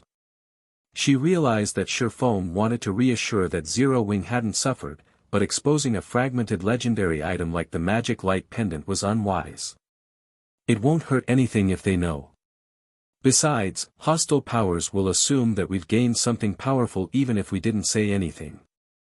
I just opened an inferior legendary treasure chest, after all. Rather than let them guess blindly and target us in secret, they might as well know everything. That way, we can reduce the risks, Shifeng said, chuckling. Alright, it's about time for us to head back. Hiding the details of his harvest wouldn't have been an issue if the Hell Legion hadn't watched him open the inferior legendary treasure chest, but they had seen everything. Hiding his harvest was impossible. He'd much rather reveal the items and use them to elevate Zero Wing's fame than encourage the various superpowers to hunt the guild in the dark to find out what he had obtained. Top-tier weapons and equipment were always a hot topic among players. As the public learned about these items, they'd come to know about Zero Wing. Read latest chapters at Wuxia World. He had another purpose for revealing these items to the Hell Legion. He needed to conceal the crystal inside his bag. That crystal alone was worth more than the other items combined. Even high-tiered NPCs would try to take the crystal from him if they found out about it. He wouldn't even be surprised if an NPC attacked within an NPC city. This crystal was actually a god's heart, something even more precious than legendary items. The small crystal was enough to cause an uproar across all of God's domain. Shifeng didn't even dare to appraise the crystal at the moment, much less take it out of his bag. On the off chance that the crystal caused a commotion, he'd die from regret. With that said, Shifeng retrieved a return scroll and teleported back to the Starlight Fortress. He had lingered in the Star Tomb for long enough.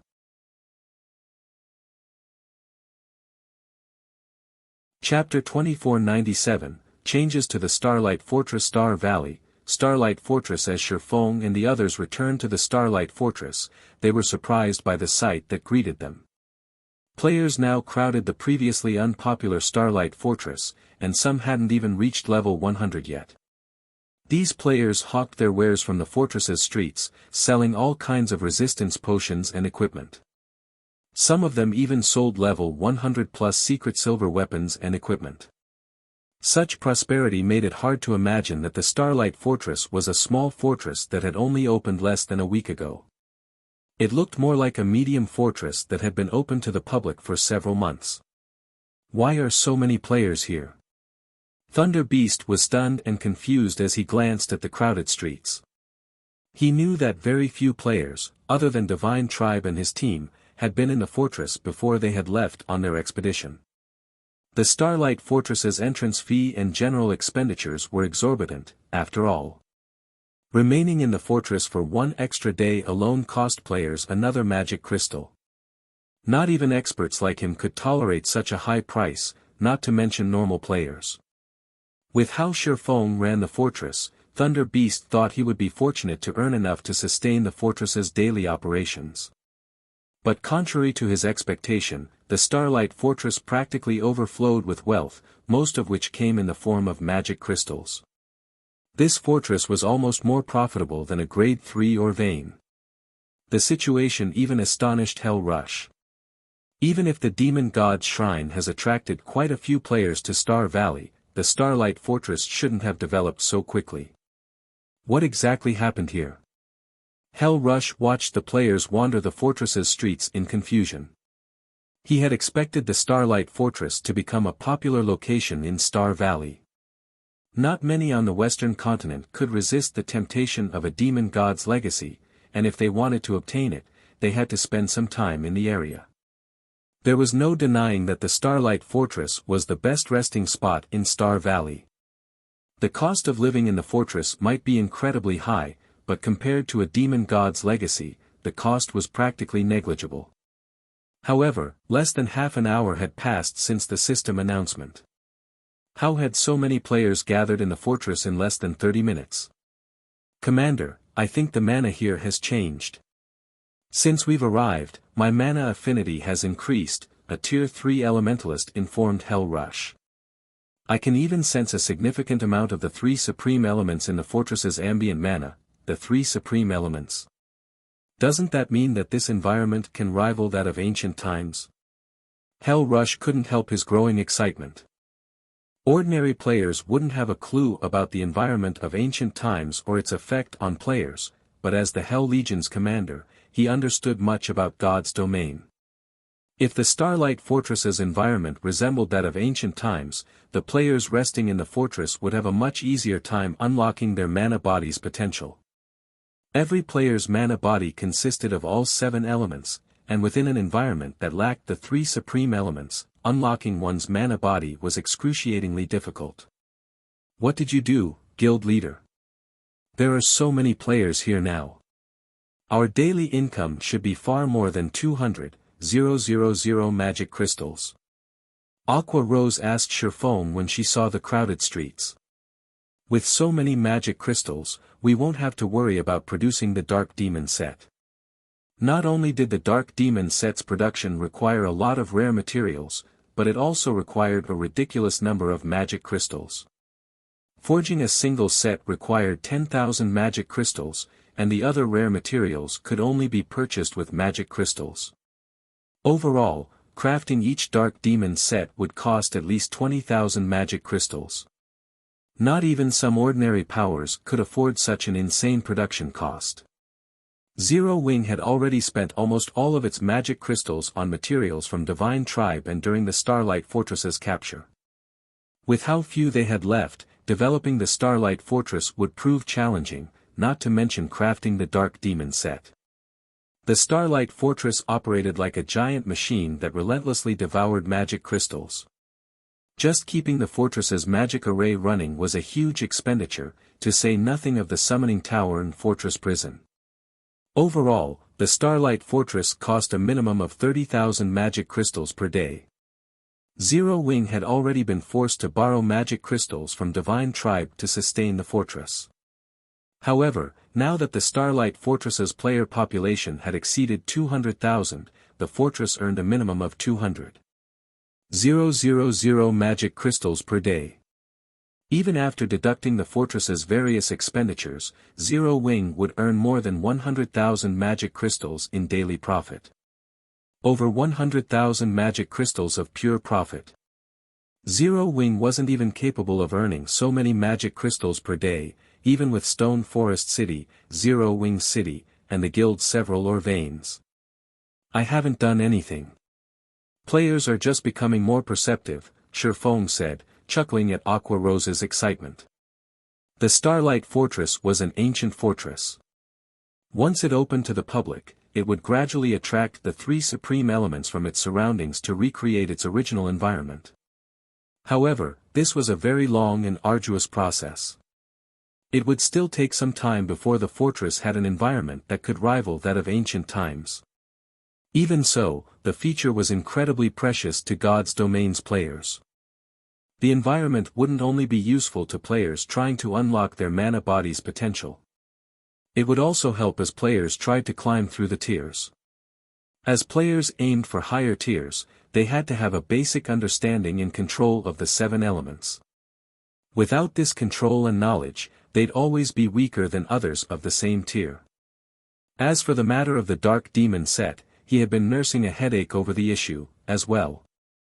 Forging a few sets might not be much of an issue, but if he wanted to mass-produce the Dark Demon set, he'd need enough magic crystals to give the various superpowers heart attacks. Fortunately, the Starlight Fortress had been developing wonderfully while he'd been gone. Without this progress, he would have only been able to stare at the forging design.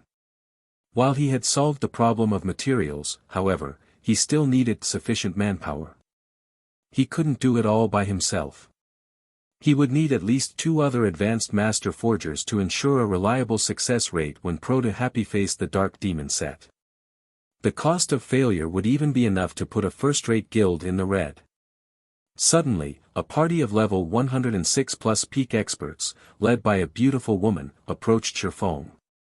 The graceful woman was none other than Phythalia, the Divine Hymn Legion's commander. Surprisingly, Phythalia had lost a level, falling to level 106, and a faint, deathly aura surrounded her, signifying that she was currently in a weakened state.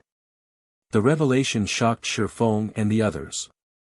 "I've finally found you, Guild Leader Black Flame," Phythalia said with a somber expression. "Has something happened?" Shifeng replied with a question. Communication between those within the Star Tomb and those outside of it was severed. To contact players on the other side, one would have to do so through offline means. However, Shifeng hadn't been worried with Divine Tribe's forces and the Silver Divine Dragon protecting the Starlight Fortress, and as such, he hadn't left any of his guild's experts behind in the fortress. Mythology's people arrived. Not only have they demanded that Divine Tribe hand over the temporary residence, but they've also demanded that Zero Wing surrender 51% of the Starlight Fortress's shares, Phythalia said. "What about your level?" It didn't surprise Shifeng that a super guild like Mythology had set its sights on the Starlight Fortress, but he was surprised to see that Phythalia had lost a level. "It's nothing. I fought Mythology's people and lost," Phythalia explained. "That's what I want to talk to you about. I don't know what kind of power Mythology's members have obtained, but they can completely conceal their auras. Even when they fought inside the fortress, the Divine Dragon needed some time to sense them. If Mythology causes more chaos in the fortress, I'm afraid that we won't be able to contain it, even you weren't a match for them." Hell Rush was stunned to hear about the recent events. Read latest chapters at Wuxia World. Hell Rush knew how strong Phythalia was. She was definitely as strong as he was. Even Mythology's old monsters should have a difficult time defeating her, and her guards followed her everywhere. Logically, no one should be powerful enough to kill her. They have a way to conceal their auras. Shifeng fell into deep thought for a moment. He was aware of plenty of methods to conceal one's aura in God's domain, but none of those methods could hide one from a divine dragon, even for a short time. Mythology's people also asked me to relay a message. They've said that they will show up once more after the demon god's shrine has activated and hope that Zero Wing will have considered their proposal carefully. If Zero Wing refuses to cooperate, it will have to bear the consequences. Phythalia had a huge headache over the situation. The group of players Mythology had sent to the fortress was incredibly powerful, and they could completely hide their auras. If a fight broke out between them, the Starlight Fortress would pay the price.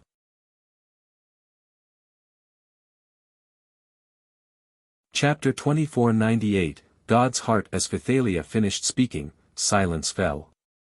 Hell Rush frowned at hearing the news. Mythology is being too arrogant. Do they think Netherworld Empire is powerless? Thunder Beast, who stood nearly 3 meters tall, bellowed in rage. This was infuriating. Not only had Mythology extorted Zero Wing with its declaration, but it also ignored Netherworld Empire. The public had long since learned of Netherworld Empire's partnership with the Starlight Fortress. Every superpower on the Western continent knew of it. Naturally, there was no way a super guild like Mythology hadn't heard. And yet, Mythology demanded 51% of the Starlight Fortress's shares. Not even Netherworld Empire had any of the fortress's shares. By demanding 51% of the fortress, mythology had essentially declared that it was more powerful and important than Netherworld Empire. Fythalia, do you know who's leading the team from mythology? Hell Rush asked in a frosty tone. It seems it's been so long since our last battle that mythology's people have forgotten about the Hell Legion. The temperature around the group dropped as Hell Rush spoke. The ambient mana began to freeze as if reacting to his emotions. Obviously, Hell Rush's mana control was already considerable. Commander Rush, you mustn't act rashly. These people belong to a newly formed team from mythology. Their leader is a young, silver-haired man. He only looks to be around 22 or 23, and he has already replaced Trembling Hand as the first vice-commander of mythology's strongest trump card legion. All of his teammates are roughly the same age, but they're all incredibly strong. Not even our team's strongest assassin is as fast as they are. They move like ghosts.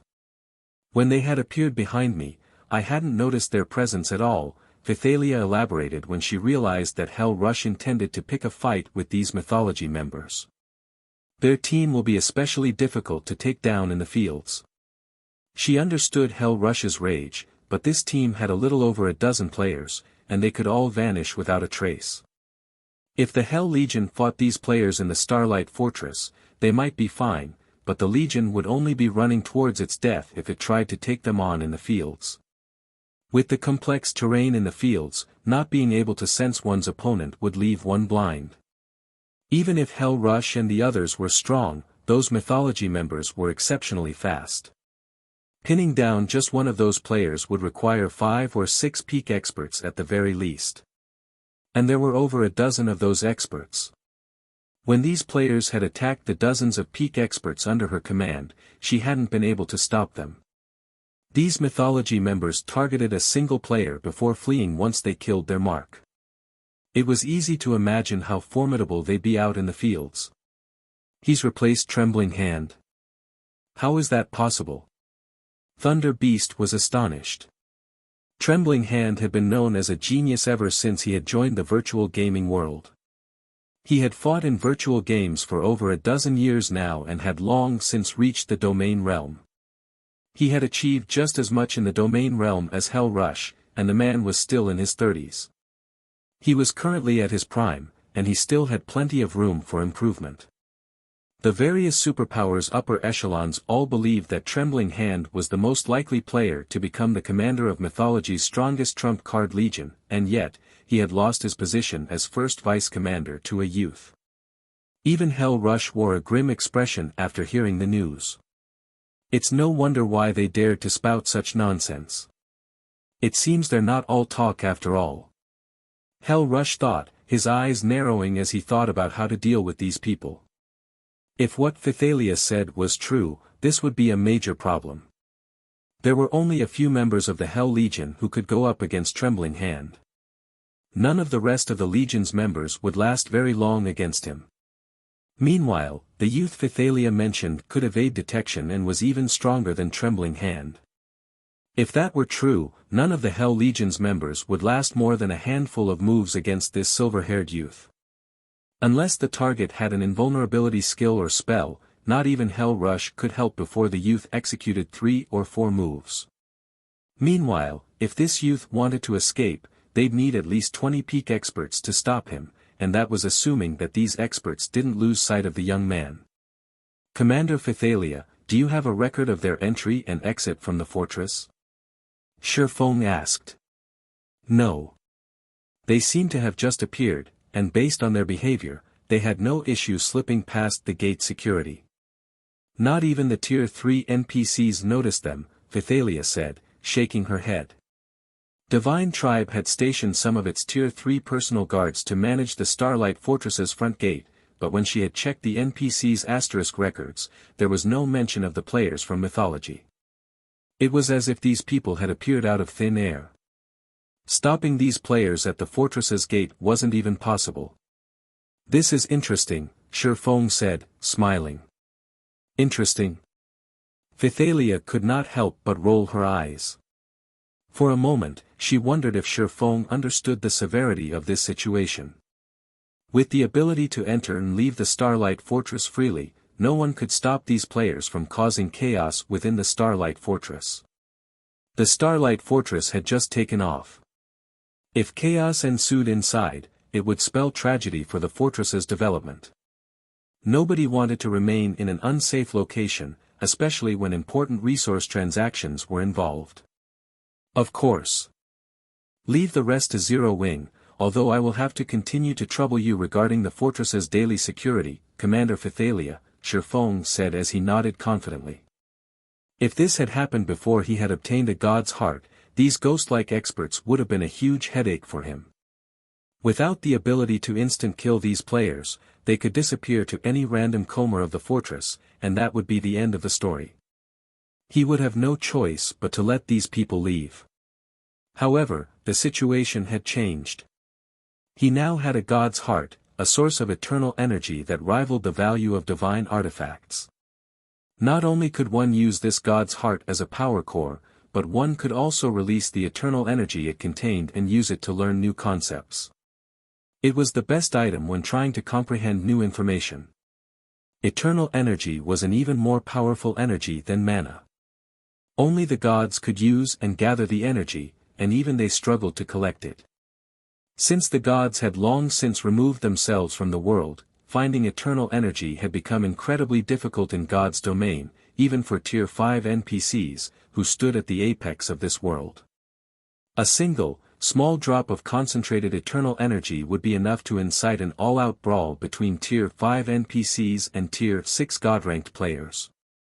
Meanwhile, the god's heart in Shifeng's bag was a condensed form of eternal energy, which not even an empire's entire wealth could buy. Initially, Shifeng had wanted to learn the rest of the memory crystal's content once he had returned to the eastern continent and found an ideal venue for studying the information. Tier 3 players' foundations were their mana bodies, and only by unlocking his epic mana body's potential could he display his full strength. He'd then be able to explore the maps that contained Solomon's sword's remaining fragments. Hence, he needed a location that could help him gain the most benefit from the Iliades memory crystal. However, now that he had a god's heart, he wouldn't have to go to such great lengths to learn the crystal's contents. Once he found enough privacy to take the god's heart from his bag without exposing it to others, he could create his own venue, the best in God's domain. Fortunately, the Fortress Lord's mansion was the perfect location. Shifeng then parted ways with Phythalia and the others, making his way to the mansion. Phythalia was dumbfounded as she watched Shifeng and Zero Wing's members walk away. She couldn't fathom what was going through the swordsman's mind. At such a crucial moment, Shifeng had reacted similarly to Hell Rush, intent on taking his anger out on these mythology players. "What should we do now, Commander?" the Tier 3 shield warrior beside Phythalia asked. "The ruckus mythology caused has already scared plenty of merchant players away. If mythology causes another scene, I'm afraid everyone in the fortress will panic. Controlling the situation won't be easy. Read latest chapters at Wuxia World. Forget it. I don't care anymore. Let mythology's people cause a scene if they want. Once Zero Wing's people realize how severe the situation is, we should be able to curb mythology's experts as long as our 3 guilds work together," Phythalia said as she massaged her forehead. She had already learned that trying to dissuade Shifeng from doing anything foolish was a waste of time. She might as well let him try whatever he had planned. Once he failed, he'd approach Divine Tribe to work on a solution together. "There's no need for such pessimism, Commander Phythalia. Who knows? Guild leader Black Flame might actually be able to show these mythology members who's boss. Zero Wing's strength is the real deal. Even if Zero Wing's players can't stop mythology's experts completely, they should be able to give them a run for their money," Hell Rush said, attempting to console Phythalia. Hell Rush didn't think Zero Wing had enough power to take out this team from mythology by itself either, but with experts like Fire Dance and her comrades, they should be able to give mythology a huge headache for their trouble. Now, it was just a matter of waiting to see who lasted longer. While Phythalia and Hell Rush conversed, Shifeng had reached the Fortress Lord's mansion's core room. He used the Fortress Lord's token to activate the room's defensive magic array before carefully retrieving the crystal that emitted a faint trace of divine might from his bag.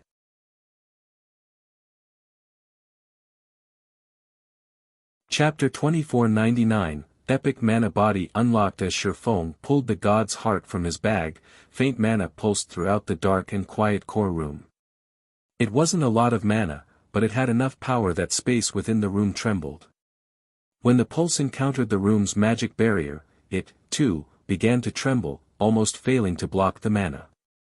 Sure enough, a god's heart is intensely powerful.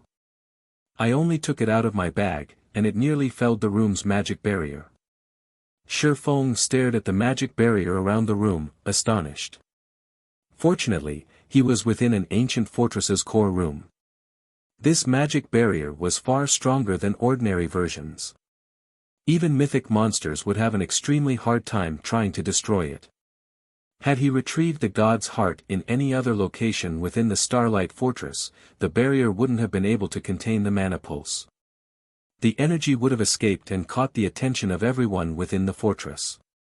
However, this pulse of mana had also substantially increased the mana density in the room. A gentle layer of mist now filled the core room.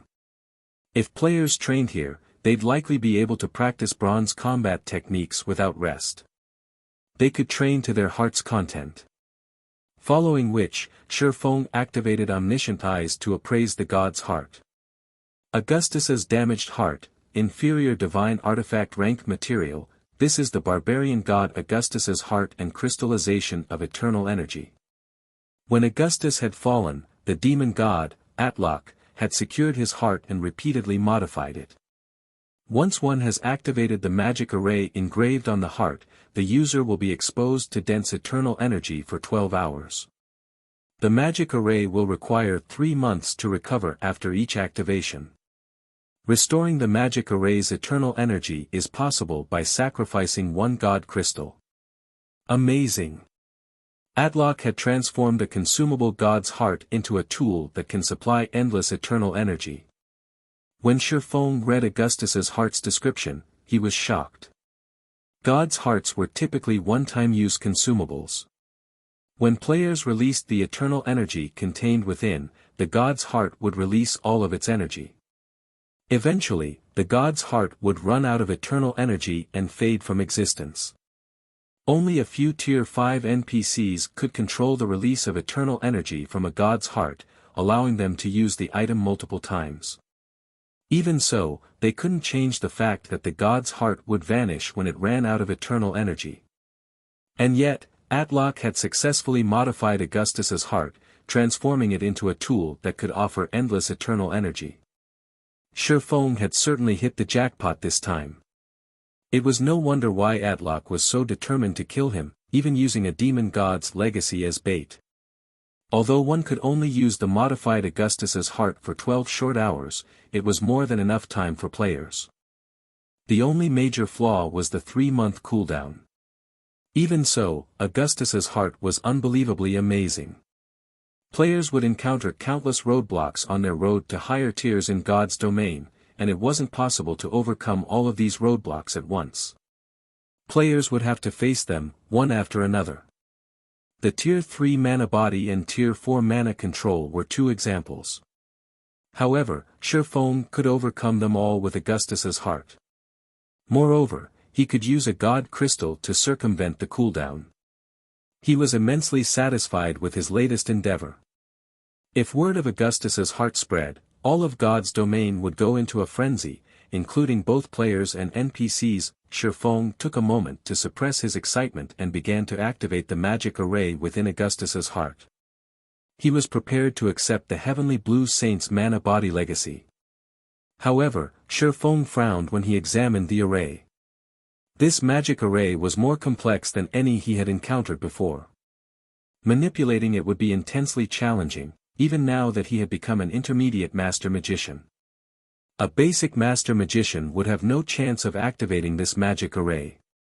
Sure enough, the main god system won't just hand players so much power. Shifeng gave the magic array a bitter smile. He had wanted to use the god crystals he had on hand to help Kola and the rest unlock their mana body's full potential once he had done so himself. The sooner they did so, the more they would benefit in the future.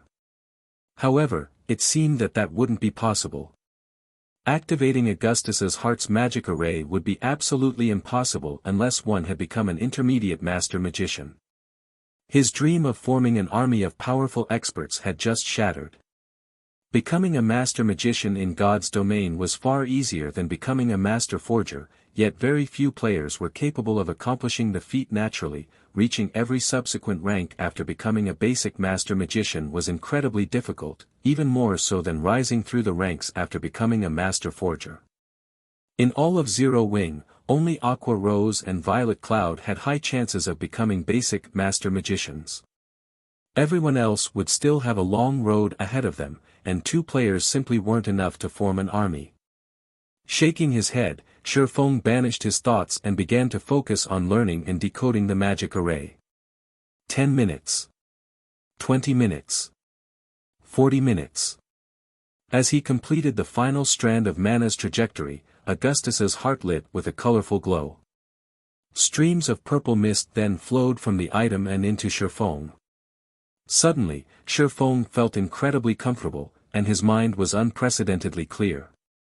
The eternal energy proved many times more effective than the densest mana. Wasting no time, Shifeng retrieved the memory crystal Eliade had given him and started to study her legacy on the mana body.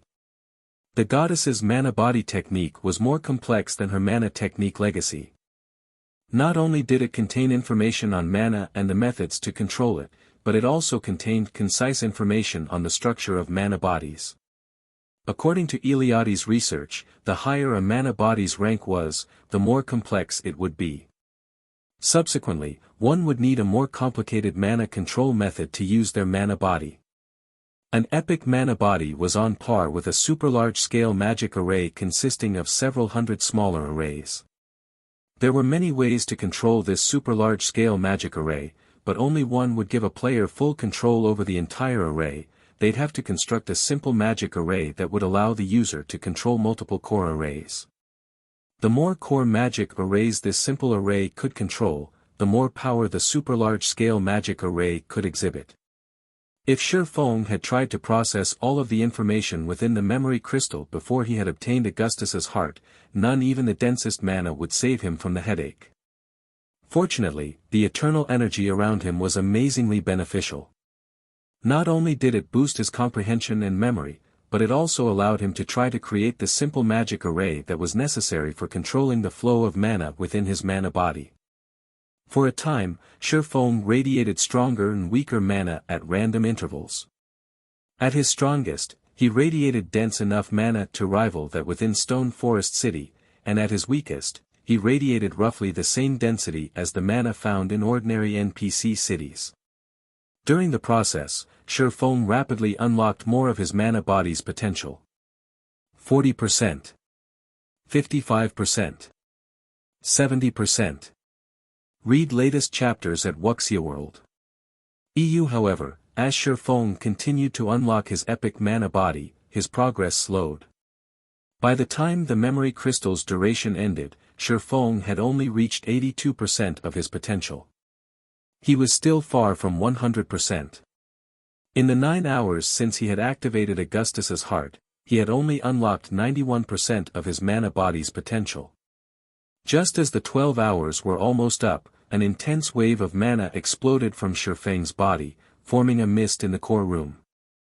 The mist was light, easy to miss if one weren't paying attention, but it was undeniable that Shifeng exuded mana that was so dense it condensed into its liquid form. Finally, success. Shifeng's eyes flew open, flashing with excitement as he observed the mana that automatically flowed throughout his mana body.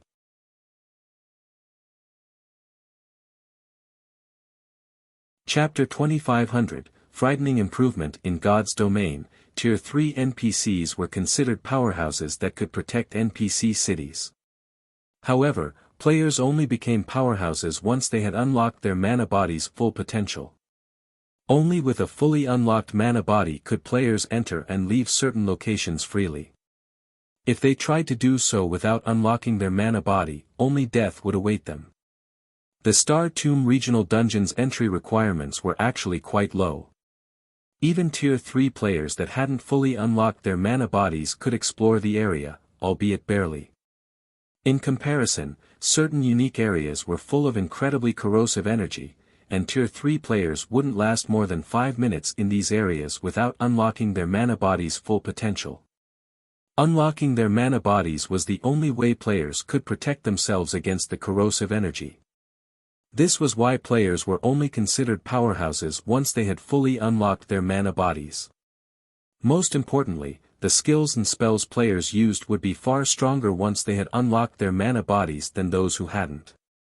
So, this is an epic mana body.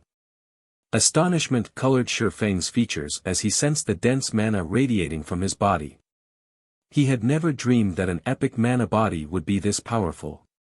Normally, a mana body relied on its own mana to function, but his mana body could attract ambient mana and use it to strengthen and nourish itself.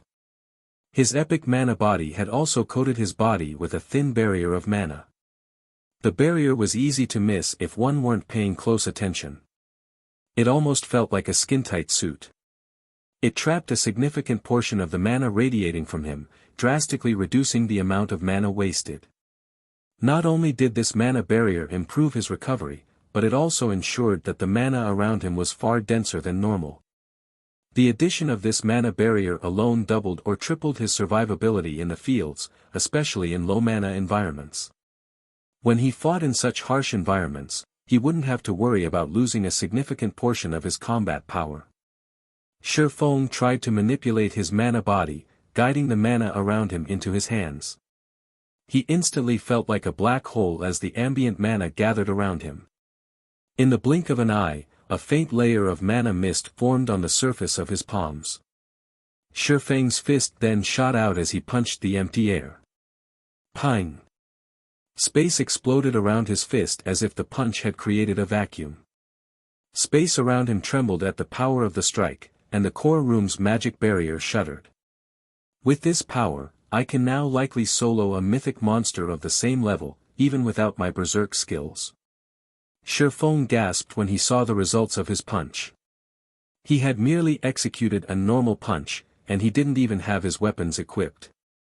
The difference between a player's attack power with a weapon and without one in God's domain was massive. With Killing Ray equipped, his prior punches had only been able to break the sound barrier. He had only been able to make space tremble and create spatial tears when he used the secret technique, Lightning Flash. Yet now, without any techniques or weapons, he could exhibit power on par with when he wielded Killing Ray. An epic mana body provided horrific power. In his opinion, although mana bodies massively boosted players' strength, they didn't provide this much power. The benefits of unlocking his mana body thus far could already rival that of a fragmented legendary weapon. Moreover, he had only unlocked 100% of his mana body's potential.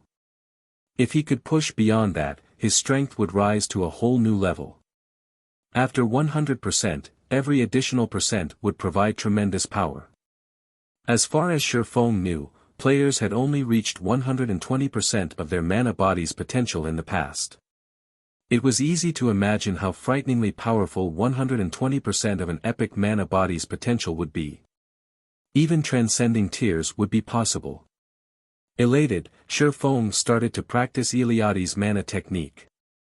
He had now unlocked 100% of his mana body's potential. Going beyond that would take some time, and it would be as difficult as creating a master magic array for an apprentice magician.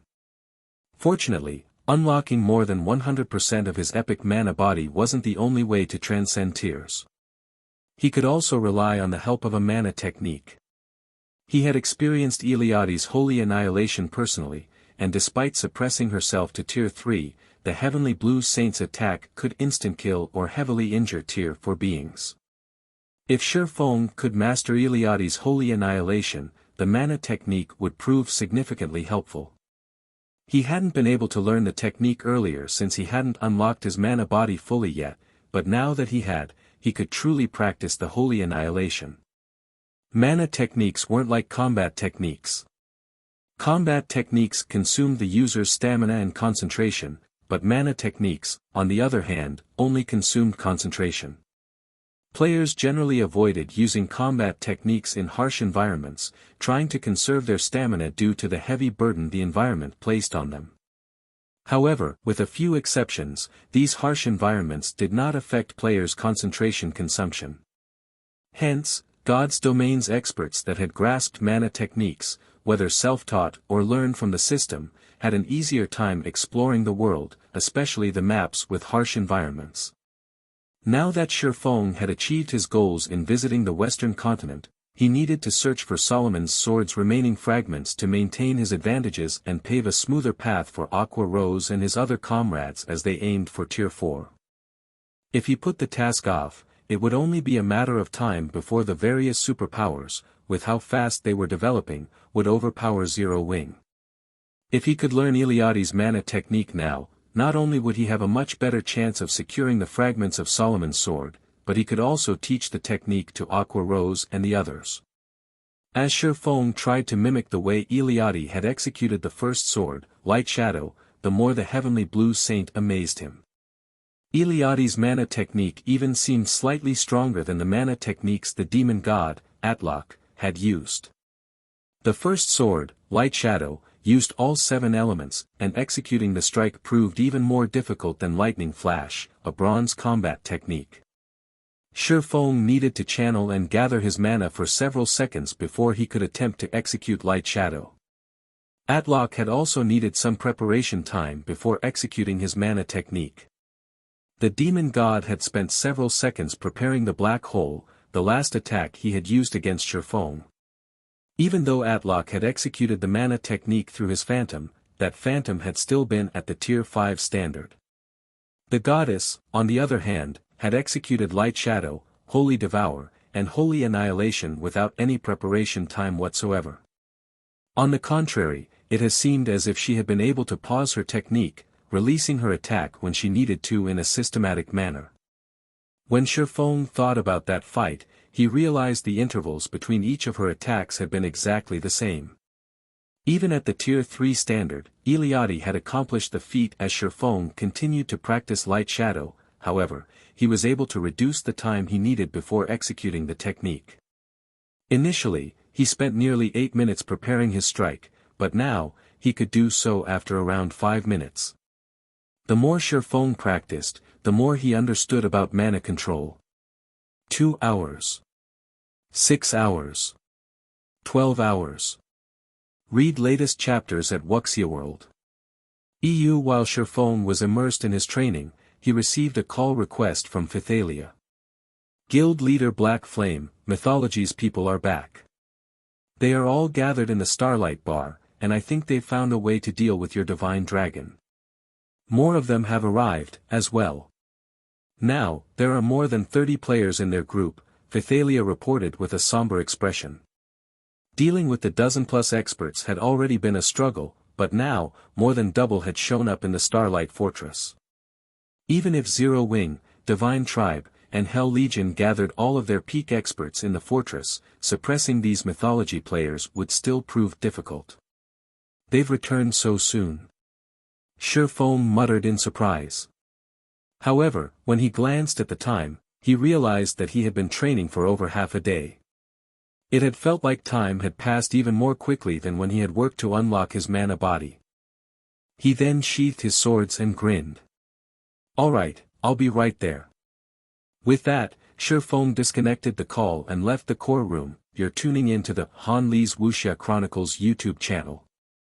We're so grateful for your support, and don't forget to subscribe to join us on this incredible journey through captivating stories. Your generosity through donations truly makes a world of difference, as it's the primary source of revenue that allows me to expand and enhance this channel for you. Thank you from the bottom of my heart for being a part of this adventure.